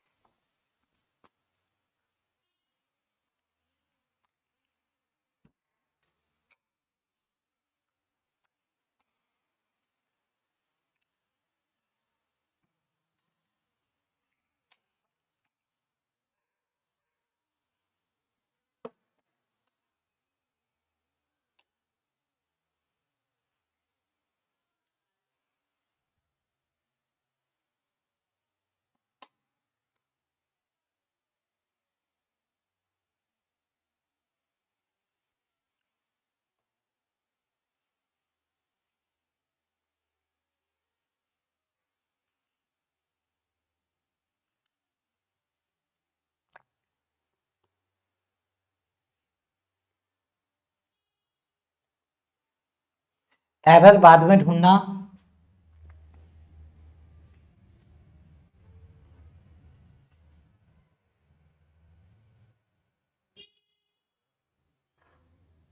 पहले रीड कर लो। चलो हो गया, आ जाओ। अब आप देखो, जब मैं रीड कर रहा हूं तो आप स्ट्रेटेजी देखो, तो आप लोग को पैसेज में वापस नहीं जाना पड़ेगा, आपको सब समझ में आ जाएगा। लेटिंग, लेटिंग का मतलब अलाउ करना। एक और चीज यहां पे सिखा देता हूं, सुनिएगा। देखो, जब भी आप लेट लिखोगे तो लेट के बाद एक ऑब्जेक्ट होता है और इस ऑब्जेक्ट के बाद वर्ब की फर्स्ट फॉर्म आती है। कई बार एग्जामिनेशन में क्या होगा, लेट, लेट के बाद एक ऑब्जेक्ट लिखा होगा और यहाँ पे टू लिखा होगा, लेट के साथ टू नहीं आता है। अगर मैं अलाउ लिखूं, अलाउ के बाद भी ऑब्जेक्ट होगा, अलाउ के बाद टू आता है, तो अलाउ के बाद टू आना सही है, लेट के बाद टू आना गलत है, ये वाली बात ध्यान। तो लेटिंग कॉर्पोरेट हाउसेस, तो लेटिंग के लिए आ गया run, banks might be a bit premature at this stage. बोला जा रहा है इस स्टेज पे अगर आपने कॉर्पोरेट हाउसेस को बैंक दे दिए तो ये प्रीमेच्योर डिसीजन होगा। प्रीमेच्योर मतलब वक्त से पहले डिसीजन लेने का होगा। गिवन, गिवन का मतलब होता है कंसीडर करते हुए, गिवन का मतलब होता है कंसीडर करते हुए। तो कंसीडर करते हुए, क्या कंसीडर करते हुए, the current volatility in geopolitics and Jio economics. कहा जा रहा है अगर हम कंसीडर करें अभी की जो जियोपॉलिटिक्स और जियो इकोनॉमिक्स को, तो अभी उनके हाथ में चीज दे देना क्या होगा, प्रीमेच्योर डिसीजन होगा। There are other reasons for question. कहा जा रहा है यहाँ पे और भी चिंता के कारण है। क्या क्या कारण है आपको पता है, कोलन लगाने के बाद हम बताते हैं क्या क्या कारण। तो बता भाई क्या कारण है।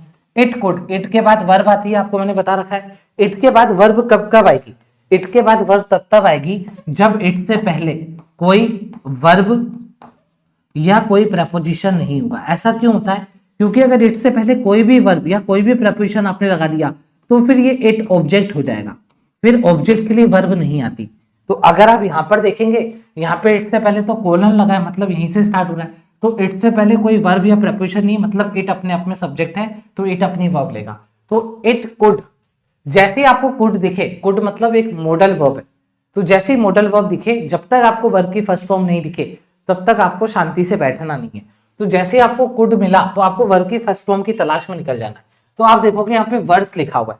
तो अगेन मैं आप लोग को बताना चाहूंगा, यहाँ पे लिख देता हूं कि ये जो वर्ड्स है, ये वर्ड्स, ये आपका एडजेक्टिव है। पता है अगर आपको वर्ब की फर्स्ट फॉर्म लिखनी है तो आपको वर्सन लिखना पड़ेगा, तो आपको वर्सन लिखना पड़ेगा। तो इसका मतलब यहां पर अगर आपको वर्ब की फर्स्ट फॉर्म चाहिए तो ये वर्स गलत है, तो एडजेक्टिव है, आपको वर्सन करना पड़ेगा, क्योंकि कुड को वर्ब की फर्स्ट फॉर्म चाहिए।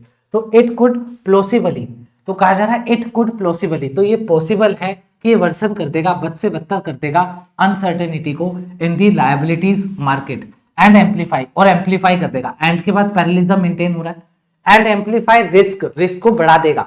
तो सिस्टमैटिक स्टेबिलिटी, सिस्टमैटिक स्टेबिलिटी के रिस्क को ये बढ़ा देगा। कोई दिक्कत, ठीक है। अच्छा, अब मैं उसका आंसर दे सकता हूं, हाँ अब मैं आंसर दे सकता हूं। क्यों, क्योंकि यहाँ पे कहा गया कॉर्पोरेट हाउसेस को, अगर हमने कॉर्पोरेट हाउसेस को अगर बैंक चलाने को दे दिया तो प्री मेच्योर डिसीजन होगा। क्यों, क्योंकि जियो पॉलिटिक्स और जियो इकोनॉमिक कंडीशन में अभी ठीक नहीं है। और क्या कारण है, और ये कारण है कि अनसर्टेनिटी को और बद से बदतर कर देंगे ये चीज। अगर आपने कॉर्पोरेट हाउसेस को दे दिए बैंक, तो ये और बद से बदतर कर देंगे अनसर्टेनिटी को। किसकी अनसर्टेनिटी, लायबिलिटी मार्केट में, और रिस्क को और बढ़ा देंगे, सिस्टमैटिक स्टेबिलिटी बिगड़ जाएगी। अब आ जाओ फटाफट, मैंने आपको क्या कहा, पजल है आरसी, जैसे जैसे जो चीज बन रही है बना दो, वापिस आने का हमारे पास टाइम नहीं है। क्या मैं इसका आंसर दे सकता हूं, अब बताइए क्या हम इसका आंसर दे सकते हैं।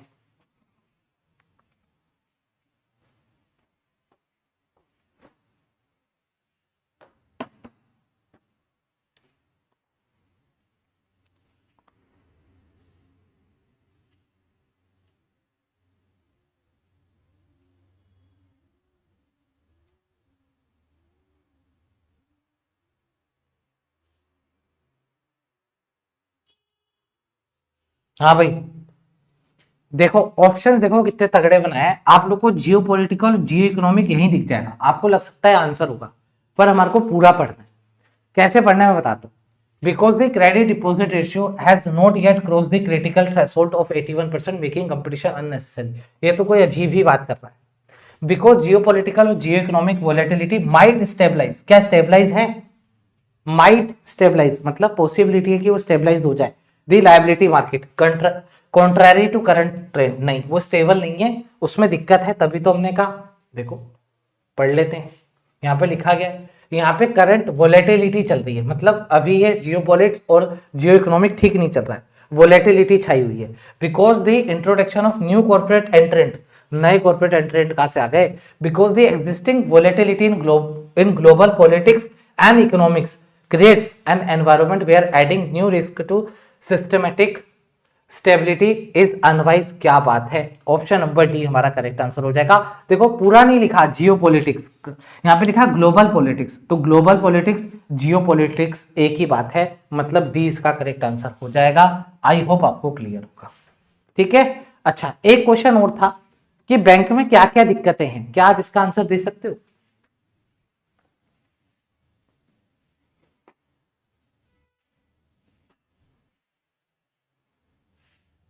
जब आप घर पे प्रैक्टिस करेंगे ना, मतलब जैसे मैं आपको क्लासेस में करवा रहा हूं, तो आपको एग्जाम में भी पता होगा, अच्छा इस कारण ये ऑप्शन कट हो गया, इस कारण ये ऑप्शन कट हो गया।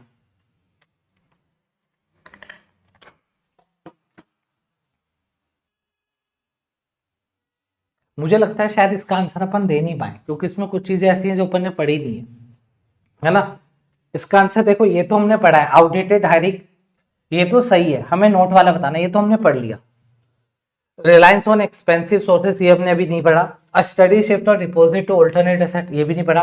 परवर्स इंसेंटिव स्ट्रक्चर, ये अपन ने पढ़ लिया। अब देखो ये और ये तीनों हमने पढ़े नहीं, तो हम आंसर नहीं दे सकते। इसका मतलब और आगे चलते हैं, और आगे बढ़ते हैं, तब इसका आंसर आएगा। चलिए भाई, आगे बोला जा रहा है, the banking industry credit deposit ratio recently crossed 81% mark and set off alarm bells. तो कहा जा रहा है जो बैंकिंग इंडस्ट्री का क्रेडिट डिपॉजिट रेशियो है वो 81% को क्रॉस कर गया है, और ये कहीं ना कहीं अलार्मिंग सिचुएशन को पैदा कर रहा है। Banks are seeing a steady shift, bank यहां पर देख रहा है एक स्टडी शिफ्ट, स्टडी मतलब लगातार शिफ्ट आ रही है, लगातार शिफ्ट आ रही है in deposit to alternate asset classes.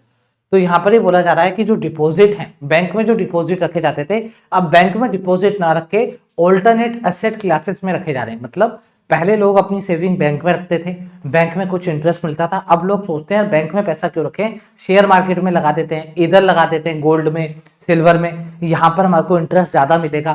तो यहाँ पर यही बोला जा रहा है कि बैंक लगातार यहाँ पर देख रहा है कि एक लगातार शिफ्ट देखने को मिल रही है डिपॉजिट्स में। वो डिपॉजिट कहाँ शिफ्ट हो रहे हैं? ऑल्टरनेट एसेट क्लासेस में शिफ्ट हो रहे हैं। फिर लिखा हुआ है विथ इंक्रीमेंटल डिपॉजिट ग्रोथ, तो कहा जा रहा है इंक्रीमेंटल डिपॉजिट ग्रोथ है। इंक्रीमेंटल का मतलब क्या होता है?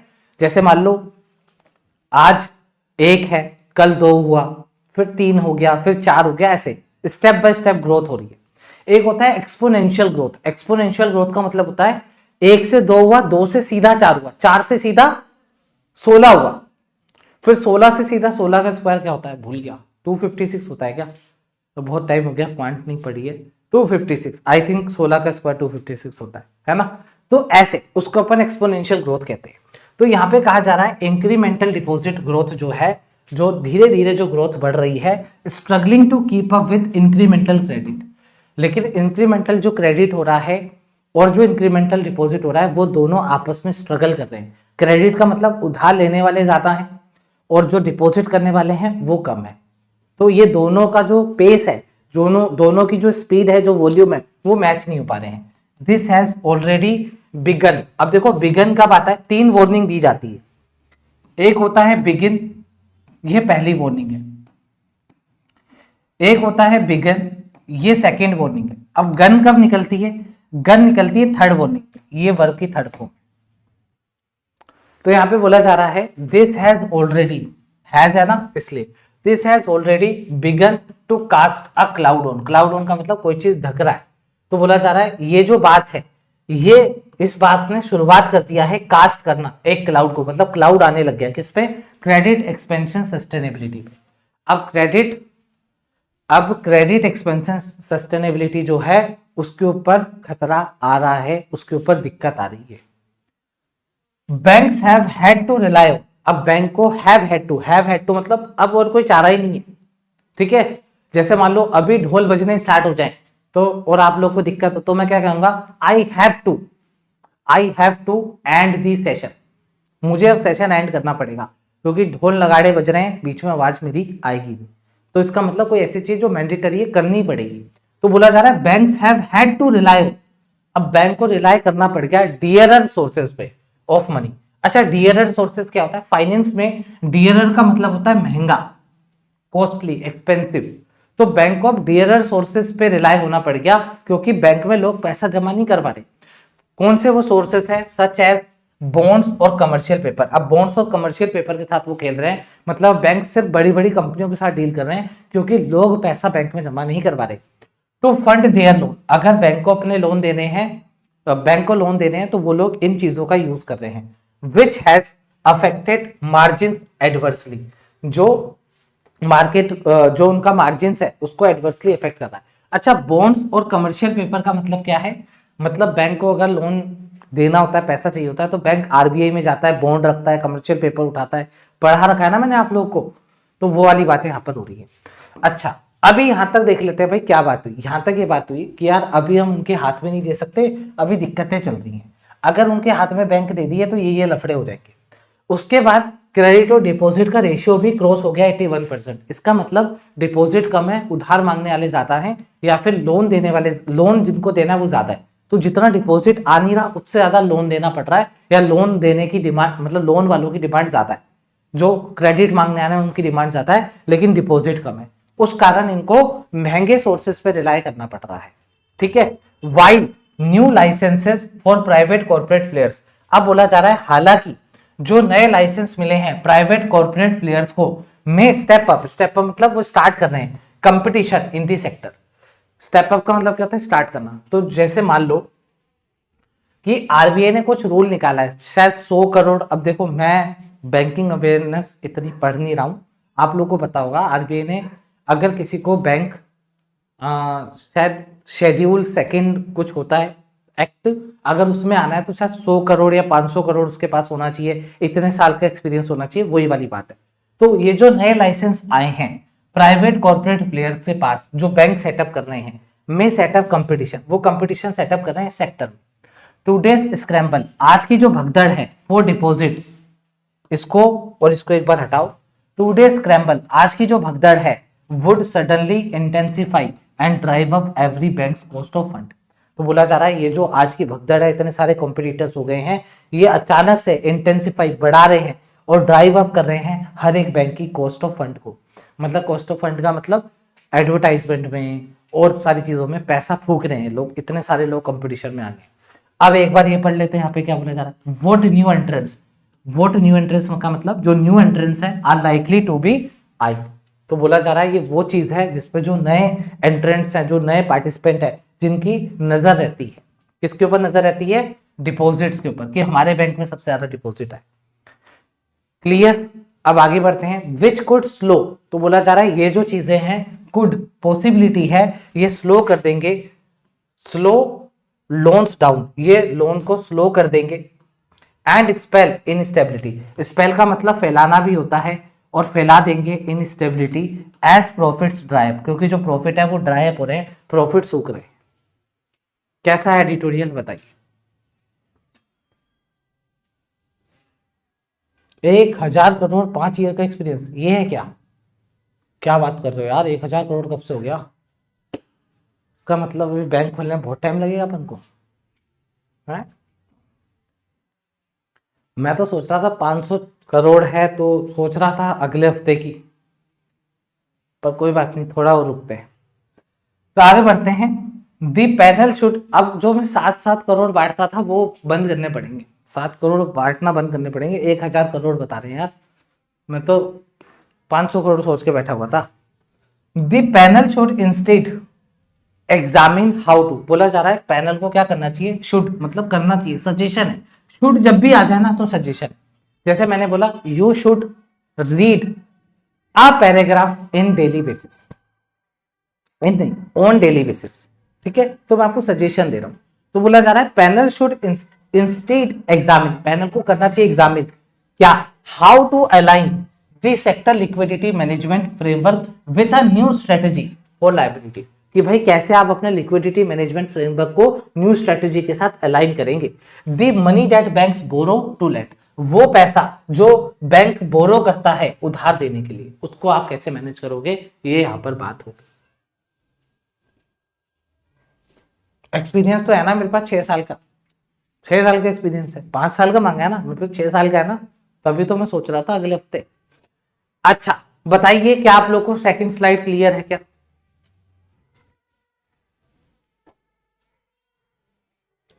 बताओ यार ये कौन है? मेरे पास बैंकिंग का एक्सपीरियंस नहीं, 6 साल का एक्सपीरियंस है यार। क्यों नहीं है बैंकिंग का एक्सपीरियंस? दिखा दूंगा, दिखा दूंगा। देखो इस टाइम आया था मैं प्रिपरेशन करने, मेरे पे प्रूफ पड़ा है, मान जाएंगे वो लोग। ठीक है चलो आ जाओ, अब मैं इसको समराइज कर रहा हूं फिर आगे बढ़ेंगे। क्या इसमें से कोई क्वेश्चन मिला हमारे को? हाँ, अब इसमें से वो वाला क्वेश्चन बन सकता है, प्रॉब्लम्स क्या क्या है। देखो यहाँ पे कहा भाई कॉर्पोरेट हाउस को हम नहीं दे सकते, अभी प्री मैच्योर डिसीजन हो जाएगा क्योंकि यहाँ पे दिक्कतें। उसके बाद यहाँ पर ये बताया गया कि भाई यहाँ पे अनसर्टेनिटी, लायबिलिटी मार्केट और रिस्क एम्पलीफाई हो जाएगी। क्रेडिट और डिपॉजिट का रेशियो भी बढ़ रहा है, जिसकी वजह से क्या हो रहा है, बैंक को जो महंगे सोर्सेस है उन पे डिपेंड होना पड़ रहा है, जिसकी वजह से उनके प्रॉफिट गिर रहे हैं। और नए लाइसेंस बढ़ने की वजह से यहाँ पर लूट मच गई है कि डिपॉजिट कौन अपने बैंक में लेकर के आएगा। उस कारण क्या हो रहा है, इनके जो प्रॉफिट है वो सूख रहे हैं। तो पैनल को क्या करना चाहिए, एग्जामिन करना चाहिए कि कैसे वो अलाइन करे इस सेक्टर की लिक्विडिटी मैनेजमेंट को। किसके साथ अलाइन करना है? लायबिलिटीज के साथ। न्यू स्ट्रेटेजी लेकर के आओ लायबिलिटीज के लिए, कि जो मनी बैंक बोरो करता है उधार देने के लिए। That's it. अब हम वो वाले क्वेश्चन का आंसर बना सकते हैं, फटाफट आ जाइए। अब आप इसका आंसर बता दीजिए क्या है।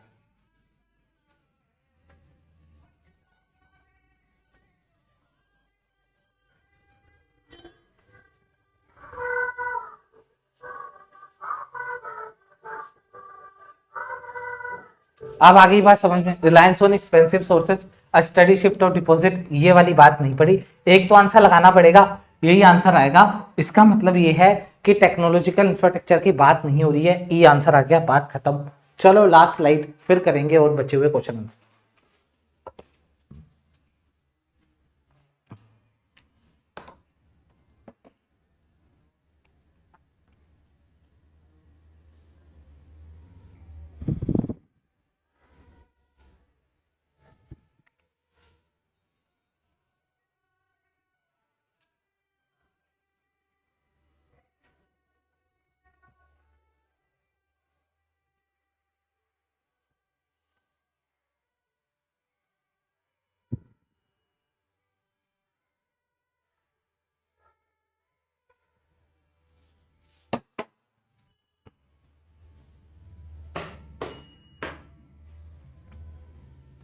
क्लैमर 4 ही आता है। कौन है स्टूडेंट? मधु। मधु अपने इस कंसेप्ट को सही कर लो, ये क्लैमर के बाद 4 सही है, क्लैमर के बाद ये 4 सही है।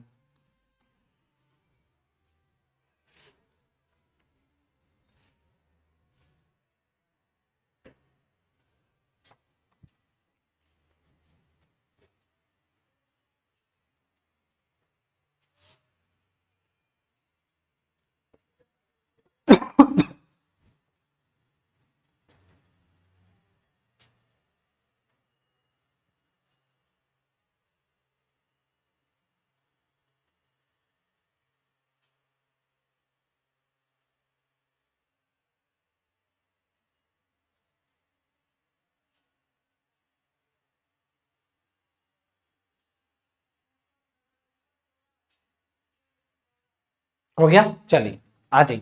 देखिए the need for public sector bank mergers 2.0, अरे यहाँ भी 2.0, मतलब ये वाला 2.0 ना आए, मैं ऐसी प्रेयर करूंगा, और आएगा भी, है ना। बल्कि आप इस पैसेज को पढ़ोगे तो आपको एक पॉजिटिव न्यूज भी मिलेगी। बजट में एक पॉजिटिव न्यूज भी है बैंकिंग सेक्टर को लेकर के, मैं बताता हूँ वो क्या है। आपने शायद पढ़ ली होगी, नहीं तो अभी बता दूंगा। The need for PSB mergers 2.0 seems, तो बोला जा रहा है जो नीड है कि यार जो वापस से मर्जर होनी चाहिए, एक बार और होनी चाहिए मर्जर, इसकी जो जरूरत है, इसकी जो नीड है, सीम्स ऐसा लग रहा है टू कॉन्ट्राडिक्ट द क्लैमोर फॉर। क्लैमोर का मतलब होता है डिमांड, हैवी डिमांड आ रही, हैवी डिमांड आ रही, तो डिमांड बोल सकते हो, डिमांड फॉर, नीड फॉर, तो क्लैमोर के साथ आप लोग फॉर ही लगाओ, डिमांड। तो बोला जा रहा है कि भाई जो तुम कह रहे हो कि जरूरत है किसकी, मर्जर 2.0 की, ये जो मर्जर है तुम्हारा 2.0 सीम्स टू, ऐसा लग रहा है कि कॉन्ट्राडिक्ट करेगा किसको, डिमांड फॉर मोर बैंक्स। तो इसका मतलब और भी बैंक की डिमांड आ रही है, लोग कह रहे हैं बैंक्स और लेकर के आओ, बैंक कम है, और ऊपर से आप कह रहे हो मर्जर करेंगे। तो बोला जा रहा है ये बात कॉन्ट्राडिक्ट कर रही है कि भाई डिमांड है मोर बैंक्स टू वाइडन। तो आपको पता है वाइडन ईएन लगा हुआ है वर्ग की फर्स्ट फॉर्म में, एंड के बाद अब आपको मेरी बात समझ में आ गई, अब आप ये कभी नहीं भूलेंगे, यहां पर ईडी मतलब ये वर्ग की सेकंड और थर्ड फॉर्म की तरह काम कर रहा है, क्योंकि इधर वर्ग की फर्स्ट फॉर्म है तो एंड के बाद भी वर्ग की फर्स्ट फॉर्म आएगी। इसका मतलब ये है कि यहां पर एरर आ गई। एंड डीपन क्रेडिट डिलीवरी, तो यहां पर ये बोला जा रहा है कि भाई एक तरफ तो यहाँ पे हल्ला मचा हुआ है, क्लैमर का मतलब होता है इतनी डिमांड है, लोग बाग सड़क पे उतर आए, लोग बाग हल्ला मचा रहे हैं, ये चीज दो हमारे को, दो क्या चीज दो हमारे को, और बैंक दो, और वाइडन करो और डीपन करो क्रेडिट डिलीवरी को। क्रेडिट डिलीवरी मतलब जो लोन है वो हर जगह मिले, उसको वाइडन करो, बढ़ाओ उसका एरिया, और उसको डीपली लेकर के जाओ, डीपन करो उसको। आई बात समझ में? तो वो एक जो क्वेश्चन था कि वो कौन सी बात है जो कॉन्ट्राडिक्ट कर रही है, वो क्वेश्चन का आंसर आपका यहां आ गया। The panel should look closely at whether this system has enough credit delivery platforms. बोला जा रहा है जो पैनल है, शुड मतलब फिर उसको सजेशन दे रहा है। अब सजेशन हम तो नहीं देंगे, ऑथर दे रहा है, और ऑथर कोई मामूली इंसान नहीं होगा, मिंट का ऑथर है, मिंट का ऑथर इकोनॉमिस्ट होगा, शायद गवर्नर का दोस्त हो। तो बोला जा रहा है the panel should look closely at whether, तो पैनल को बहुत ज्यादा पास से मतलब बहुत ज्यादा ध्यान से ये नोट करना चाहिए, whether the system has enough credit delivery, क्या सिस्टम के पास इनफ क्रेडिट डिलीवरी प्लेटफॉर्म्स हैं, या फिर whether the economy needs broader growth, कि इकोनॉमी को और भी ज्यादा ब्रॉडर ग्रोथ की जरूरत है। इंपल्सेस, इंपल्सेस का मतलब क्या होता है, इंपल्सेस का मतलब होता है एनकरेज करना, कोई पॉजिटिव चीजें प्रोवाइड करना, इंपल्सेस का मतलब। तो इंपल्सेस टू एक्सपेंड क्रेडिट, तो बोला जा रहा है भाई जाकर के देख क्या इनके पास डिलीवरी प्लेटफॉर्म्स हैं, क्या ये क्रेडिट पहुंचा सकते हैं जहां जहां पर पहुंचाना है, क्या यहां पर और इकोनॉमी ब्रॉड करने की जरूरत है। इकोनॉमी ब्रॉड मतलब इकोनॉमी नीड्स ब्रॉडर ग्रोथ, क्या ऐसा तो नहीं है बैंक को और ज्यादा ब्रॉड करने की जरूरत है, बैंक बढ़ाने की जरूरत है, ये चीज पैनल को देखनी चाहिए। आई होप आप लोगों को यहां से एक पॉजिटिव न्यूज ये मिली होगी कि यहां पर ये कहा जा रहा है कि बैंक यहां पर और ज्यादा होने चाहिए, क्योंकि क्रेडिट डिलीवरी अभी कम है।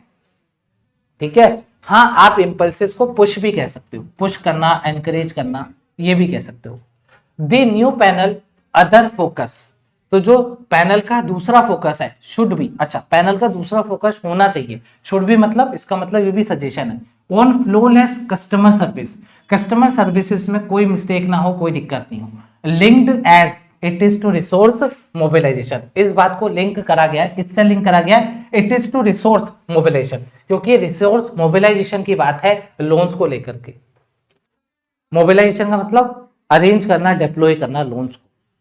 Poor service and faulty mechanism for grievance redressal afflict private sector bank, कहा जा रहा है जो पुअर सर्विस है और फॉल्टी मैकेनिज्म है आपका ग्रीवेंस को लेकर के, अफ्लिक्ट, वो अफ्लिक्ट मतलब नुकसान पहुंचा रहा है प्राइवेट सेक्टर बैंक को, इवन मोर देन पीएसबी, जितने पब्लिक सेक्टर बैंक को नुकसान नहीं पहुंचा रहा उतने प्राइवेट सेक्टर बैंक को ही नुकसान पहुंचा रहा है। The problem can be trace to, तो जो प्रॉब्लम है वो ट्रेस की गई, ट्रेस टू का मतलब प्रॉब्लम पकड़ में आ गई। अच्छा प्रॉब्लम ये क्या है, प्रॉब्लम देखो आगे लिख रहा है इंसेंटिव्स, कह रहा है इंसेंटिव्स प्रॉब्लम है, incentives for customer facing officer.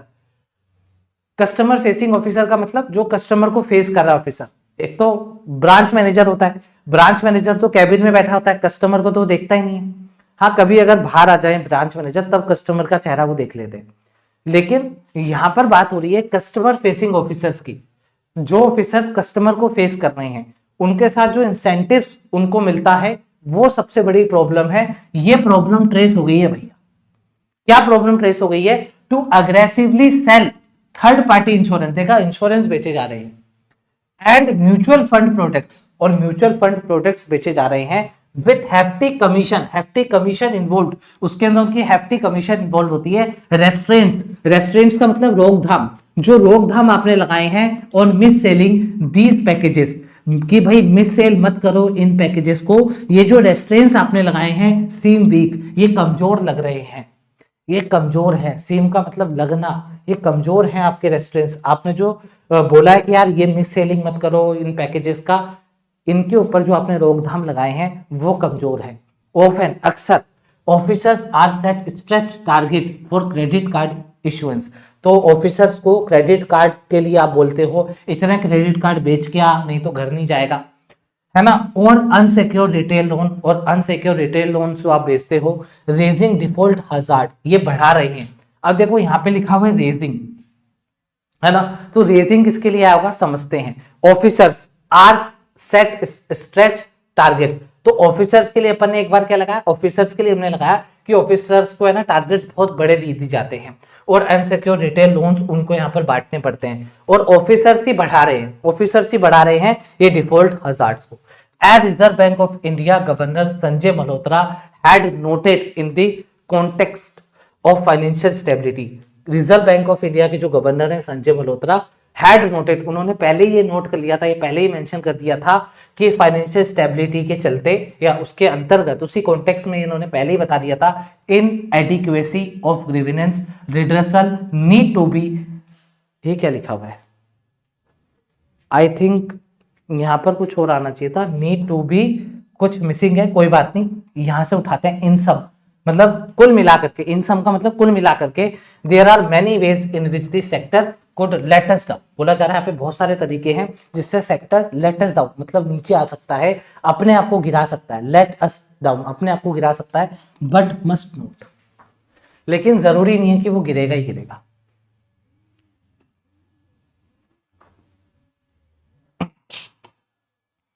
क्या यहां तक क्लियर है बताइए।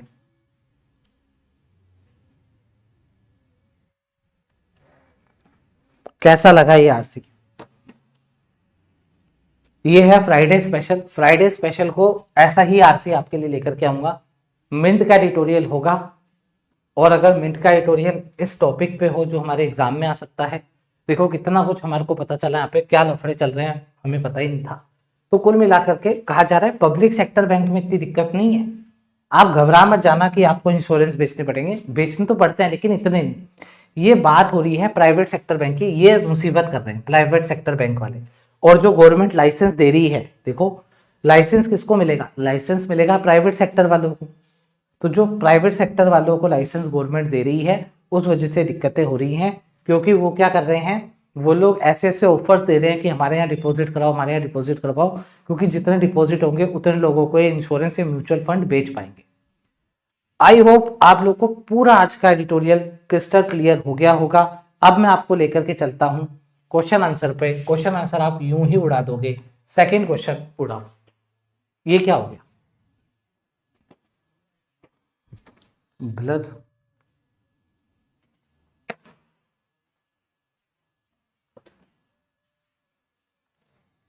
इनएडिक्वेसी का मतलब जो चीज चाहिए नहीं वो चीज दे दी, जरूरत से ज्यादा दे दी, उसको दे दी जो अफोर्ड नहीं कर सकता था।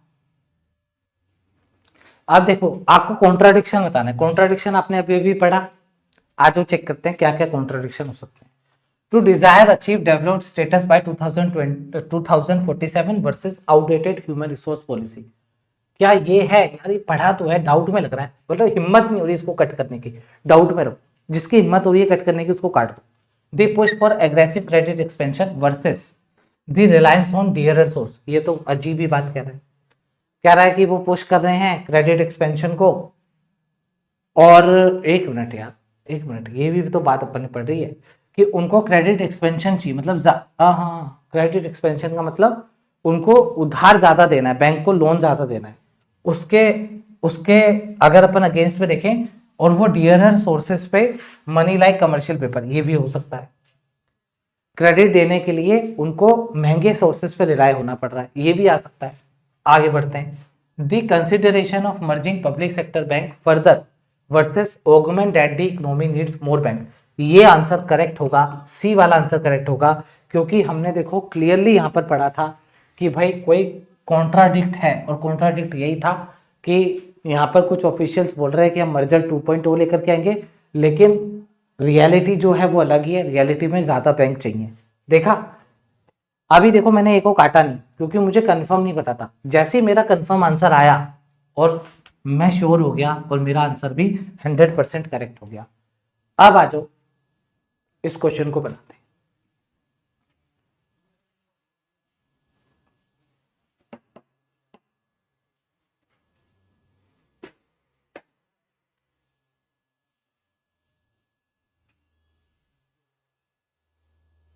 रेशियो के हिसाब से बताइए क्या चीज सही होगी, सही बतानी है ना, सही बतानी है। पढ़ते हैं।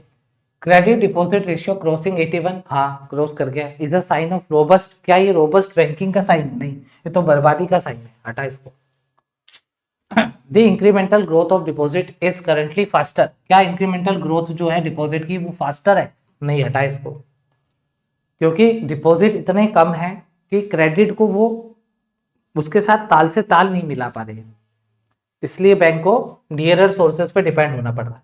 Banks are currently funding loans using sources that are more expensive, जी हाँ, बैंक को मोर एक्सपेंसिव सोर्सेज का सहारा लेके लोन देना पड़ रहा है। The author suggest that problem lie partially in the shift of customer fund to alternative assets, हाँ बिल्कुल सही है। पार्शली लगाए मतलब पूरी तरीके से ऑथर ने ये जो प्रॉब्लम थी ये कंज्यूमर के ऊपर नहीं डाली, कस्टमर के ऊपर नहीं डाली। कंज्यूमर तो नहीं है, कस्टमर होंगे, तो थर्ड और फोर्थ, थर्ड और फोर्थ का है, थर्ड और फोर्थ आई थिंक ये है, ए ऑप्शन इसका करेक्ट आंसर होगा। कोई दिक्कत किसी को? कैसे लग रहा है लेवल? लेवल सबके निकलेंगे।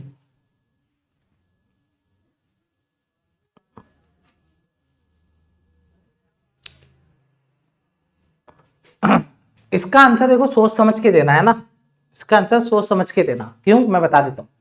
हाई लेवल कमेटी के बारे में आपने पढ़ लिया, पूरा पैसेज ही हाई लेवल कमेटी पे था। अच्छा सुनो, बोला जा रहा है which of the following is not part, कौन सा ऐसा ऑप्शन है जो पार्ट नहीं है, किस चीज का पार्ट नहीं है, ऑफ देयर मैंडेट और इशू, जो उन्होंने मैंडेट मतलब जो उन्होंने चीजें जारी करी और जो भी चीज उन्होंने इश्यूज करी, उनमें से ऐसा कौन सा है जो उनके मैंडेट्स का पार्ट नहीं है। चलो चेक करते हैं। To align the banking sector with Indians ambition of becoming, ये तो है, इसलिए तो उन्होंने करा कि यार अलाइन कर देते हैं बैंक को, हमारा जो टारगेट है हमारे को 2047 में स्टेटस पाना है डेवलप्ड का, उसके लिए उन्होंने करा, ये तो है। हमें बताना है नोट पार्ट, कौन सा पार्ट नहीं है, ये तो है भाई। To immediately ban all third party product, क्या उन्होंने कहा जितने भी थर्ड पार्टी प्रोडक्ट्स हैं, ऑल वर्ड लगा हुआ है, उसको बैन कर दो? नहीं, ऐसा तो उन्होंने नहीं कहा, ये आंसर हो सकता है। टू री एग्जामिन बैंक लाइसेंसिंग नॉर्म, हाँ वो री एग्जामिन करेंगे। To review the possibility of merging, क्या वो लोग पॉसिबिलिटी के ऊपर सोच रहे हैं, रिव्यू करने का सोच रहे हैं? अब ये थोड़ा सा ट्रिकी क्वेश्चन हो जाता है, सुनिएगा। वैसे तो सेकंड और फोर्थ ऑप्शन में नहीं है, लेकिन एक बार मैं यहां जाना चाहूंगा, क्या वो ऐसा सोच रहे हैं? हाँ। फिर ऑथर बीच में आकर के बोलता है, ऑथर आकर के बोलता है कि भाई ये कर मत देना, तो इसका मतलब वो सोच रहे थे। ऑथर ने आके सजेशन दिया, इसका मतलब वो लोग सोच रहे थे, तो इसका मतलब आपका ये वाला आंसर भी सही हो जाएगा। हमें गलत देना था, गलत आंसर ये रहा, ओनली बी इसका करेक्ट आंसर होगा। दैट्स इट दोस्तों, ये था आज का हमारा एडिटोरियल। उम्मीद करता हूं आज का एडिटोरियल आपको बहुत शानदार लगा होगा। मैं आप लोगों को वही कंटेंट प्रोवाइड करवा रहा हूं जिसकी आप लोगों को जरूरत है, वो टॉपिक, वो लेवल और एक ही क्लास जिसमें सब कुछ आ गया। क्योंकि मेरा ऐसा मानना है, अगर आप शुरुआत कर रहे हैं दिन की, तो शुरुआत में ही इंग्लिश इतने अच्छे तरीके से कर लो कि आप लोगों का बेस स्ट्रांग होता जाए। ये बेस है। आज हमने देखो क्या क्या करा। आज मैं आपके लिए एरर डिटेक्शन के भी क्वेश्चन लेकर के आया। आज हमने टफ से टफ सेंटेंसेस को तोड़ा, समझा, देखा, जहां पे टफ लाइन आती है कैसे इग्नोर करना है। इस कारण आप लोग धीरे धीरे अपनी जो अंडरस्टैंडिंग है उसको इम्प्रूव करते जाएंगे। मैं पूरी कोशिश कर रहा हूं कि मैं स्टूडेंट की तरह सोचूं और स्टूडेंट को क्या चाहिए वो मैं उस तक पहुंचा सकूं। मैं एक भी क्लास ऐसी नहीं बनाऊंगा जिससे कि यार मेरे को एडिटोरियल की क्लास तो सारे टीचर लेते हैं, मेरे को भी लेनी चाहिए। मेरा ऐसा माइंडसेट नहीं है, ना कभी होगा। मेरा माइंडसेट होगा कि स्टूडेंट को क्या देना चाहिए इस पर्टिकुलर टाइम पर। तो इस पर्टिकुलर टाइम पर आगे एग्जाम दूर हैं, तो अभी हमारे पास टाइम है, हम जितना एक्सपेरिमेंट कर सकते हैं कर लेते हैं। जब एग्जाम पास में होते हैं तो हम एक्सपेरिमेंट नहीं करते हैं। ठीक है, चलिए भाई, अब आप लोग जा सकते हैं। जो स्टूडेंट पेड बैच के लिए इंटरेस्टेड नहीं है, मैं पेड बैच की थोड़ी बात करूंगा, बता देता हूं। अगर आप लोग मुझसे इंग्लिश पढ़ना चाहते हैं, मैं इंग्लिश कैसे पढ़ाऊंगा, मैं आपको इंग्लिश में प्रोफेसर नहीं बनाऊंगा, मैं आप लोग को बैंकर बनाऊंगा। बैंकिंग एग्जाम के लिए चाहे आप आरबीआई ग्रेड भी दे रहे हैं, नाबार्ड भी दे रहे हैं, है ना, कोई भी अगर आप बैंक का पैटर्न जिसमें आता है, बैंक के पैटर्न के ऊपर आप जो भी एग्जाम दे रहे हैं, मैं बैंकिंग एग्जाम के लिए आपको इंग्लिश पढ़ाता हूं। इंग्लिश में मेरा एक बैच है मंजिल बैच। ये मंजिल बैच सब कुछ कवर करता है, ये कंप्लीट इंग्लिश सब्सक्रिप्शन है। अब देखो इतना तगड़ा बैच है, ढोल भी बजने स्टार्ट हो जाएंगे। ठीक है, अब इसके अंदर आप लोग को क्या क्या मिलता है, मैं इसके अंदर आपको फाउंडेशन कोर्स दे रहा हूं। फाउंडेशन कोर्स में 2 दे रहा हूं, एक फाउंडेशन कोर्स होगा ग्रामर का, एक फाउंडेशन कोर्स होगा रीडिंग का। दोनों पैरेलल चलेंगे। पैरेलल का मतलब दोनों हम साथ में लेकर के चलेंगे, ऐसा नहीं पहले ग्रामर कर ली फिर रीडिंग आ रही है, नहीं, रीडिंग और ग्रामर दोनों चलेगी। मैं दोनों को बैलेंस लेकर के चलूंगा। पैरेलल से अच्छा बैलेंस बोलना सही रहेगा। मैं दोनों को बैलेंस लेकर के चलूंगा, जिससे कि आपकी ग्रामर भी स्ट्रांग होती रहे, रीडिंग भी स्ट्रांग होती रहे, और हम अभी से डे 1 से रीडिंग के ऊपर फोकस्ड रहे। उसके बाद जितने भी आगे एग्जाम आएंगे, एसबीआई पीओ आएगा, वो सारे क्लासेस आपको इसमें मिलेंगे, एसबीआई क्लर्क आएगा, सब कुछ जो बैंक के एग्जाम आते रहेंगे इसके अंदर आप लोग को उसकी क्लासेस मिलती रहेंगी। कोई कह रहा है सर मेरे को तो प्रैक्टिस करनी है, तो प्रैक्टिस क्लासेस भी इसी में आएंगी। प्रैक्टिस के लिए जो आप लोग को मंजिल बैच में मैं टॉपिक वाइज क्विजेस दूंगा, इसके अंदर ही दूंगा, तो वो भी आप लोग प्रैक्टिस कर सकते हैं जाकर के। सब कुछ इसके अंदर होगा, डिस्क्रिप्टिव राइटिंग इसके अंदर होगी। कैसे लेना है, क्यूआर कोड को स्कैन करना, आप वेबसाइट पे पहुंच जाओगे, नहीं तो डिस्क्रिप्शन बॉक्स में लिंक है, वहां से आप वेबसाइट पे पहुंच जाओगे। 10 तारीख तक, बार बार मैं ये बात बोल रहा हूं, 10 तारीख तक, 10 फेब तक ये ऑफर चल रहा है। 6 मंथ की वैलिडिटी 499 में मिल जाएगी, 12 मंथ की वैलिडिटी 699 में मिल जाएगी। कोई भी दिक्कत है, कुछ पूछना है, व्हाट्सअप करिएगा। अभी हमने कॉलिंग बंद कर रखी है, अभी सिर्फ व्हाट्सअप चालू है। ये टाइम और ये डेज हैं, आप लोग को व्हाट्सअप करना है इस नंबर पर। जैसे ही मैं फ्री होऊंगा, मेरी टीम फ्री होगी, आपके पास रिप्लाई पहुंच जाएगा, सब्र रखिएगा। ये क्यूआर कोड स्कैन करिएगा। नई वेबसाइट के दर्शन अगर आप लोग को करने हैं तो मैं करवा देता हूं। ये है हमारी न्यू वेबसाइट, कहां गई भाई, यहां पे मैं सर्च कर लेता हूं StudyQuick.in, एक स्लैश और लगाते ना, क्या हो गया, गलत सर्च कर दिए क्या, StudyQuick.in, हाँ ये वेबसाइट है, ये देख सकते हो, आपको फोटो दिख जाएगी। यहाँ पर क्यूजेस पड़े हैं, क्यूजेस में जब आप जाओगे तो फ्री क्यूजेस पड़े हैं अभी 2, एक आरबीआई असिस्टेंट का मॉक पड़ा है और एक आरआरबी क्लर्क मेंस का मॉक पड़ा है। ये कोर्सेस है, कोर्सेस में जाके आप यहाँ से ये मंजिल बैच बाय कर सकते हैं। इसके अंदर क्लासेस यहाँ पे लगी हुई हैं, अगर आप देखोगे 3 क्लासेस लगी हुई हैं, how to improve reading skill, how to improve grammar, how to improve vocabulary. ये मैं आप लोग को कंप्लीट स्ट्रेटेजी रोड मैप दे दूंगा। रिकॉर्डेड में जब आप जाओगे तो यहाँ पर आप देखोगे StudyQuick इम्प्लीमेंटेशन सिस्टम पड़ा है, यहाँ पर जाके आप टॉपिक वाइज क्विजेस लगा सकते हो। अभी 2 ही टॉपिक है और क्विजेस ऐड ऑन कर दूंगा मैं, ठीक है। बाकी रिकॉर्डेड क्लासेस आपको यहाँ पर मिल जाएगी। ये अभी 2 फोल्डर हैं और फोल्डर क्रिएट करते रहूंगा मैं धीरे धीरे, ठीक है भाई। चलिए अब आप लोगों से मिलते हैं नेक्स्ट क्लास में, और कमेंट जरूर करिएगा, बताइएगा आप लोगों को क्लास कैसी लगी। सैटरडे संडे 2 दिन एडिटोरियल नहीं होगा, मंडे टू फ्राइडे होगा। 2 दिन मैं आप लोगों को टेलीग्राम के ऊपर, टेलीग्राम चैनल आप लोग ज्वाइन करेंगे। ये टेलीग्राम चैनल है, इस पे ऐसे क्यूज होते हैं शाम को 8 बजे। देखो 8 बजे का टाइम है, शाम को 8 बजे होते हैं, तो वोकैबुलरी की रिवीजन आपकी यहाँ पर हो जाएगी।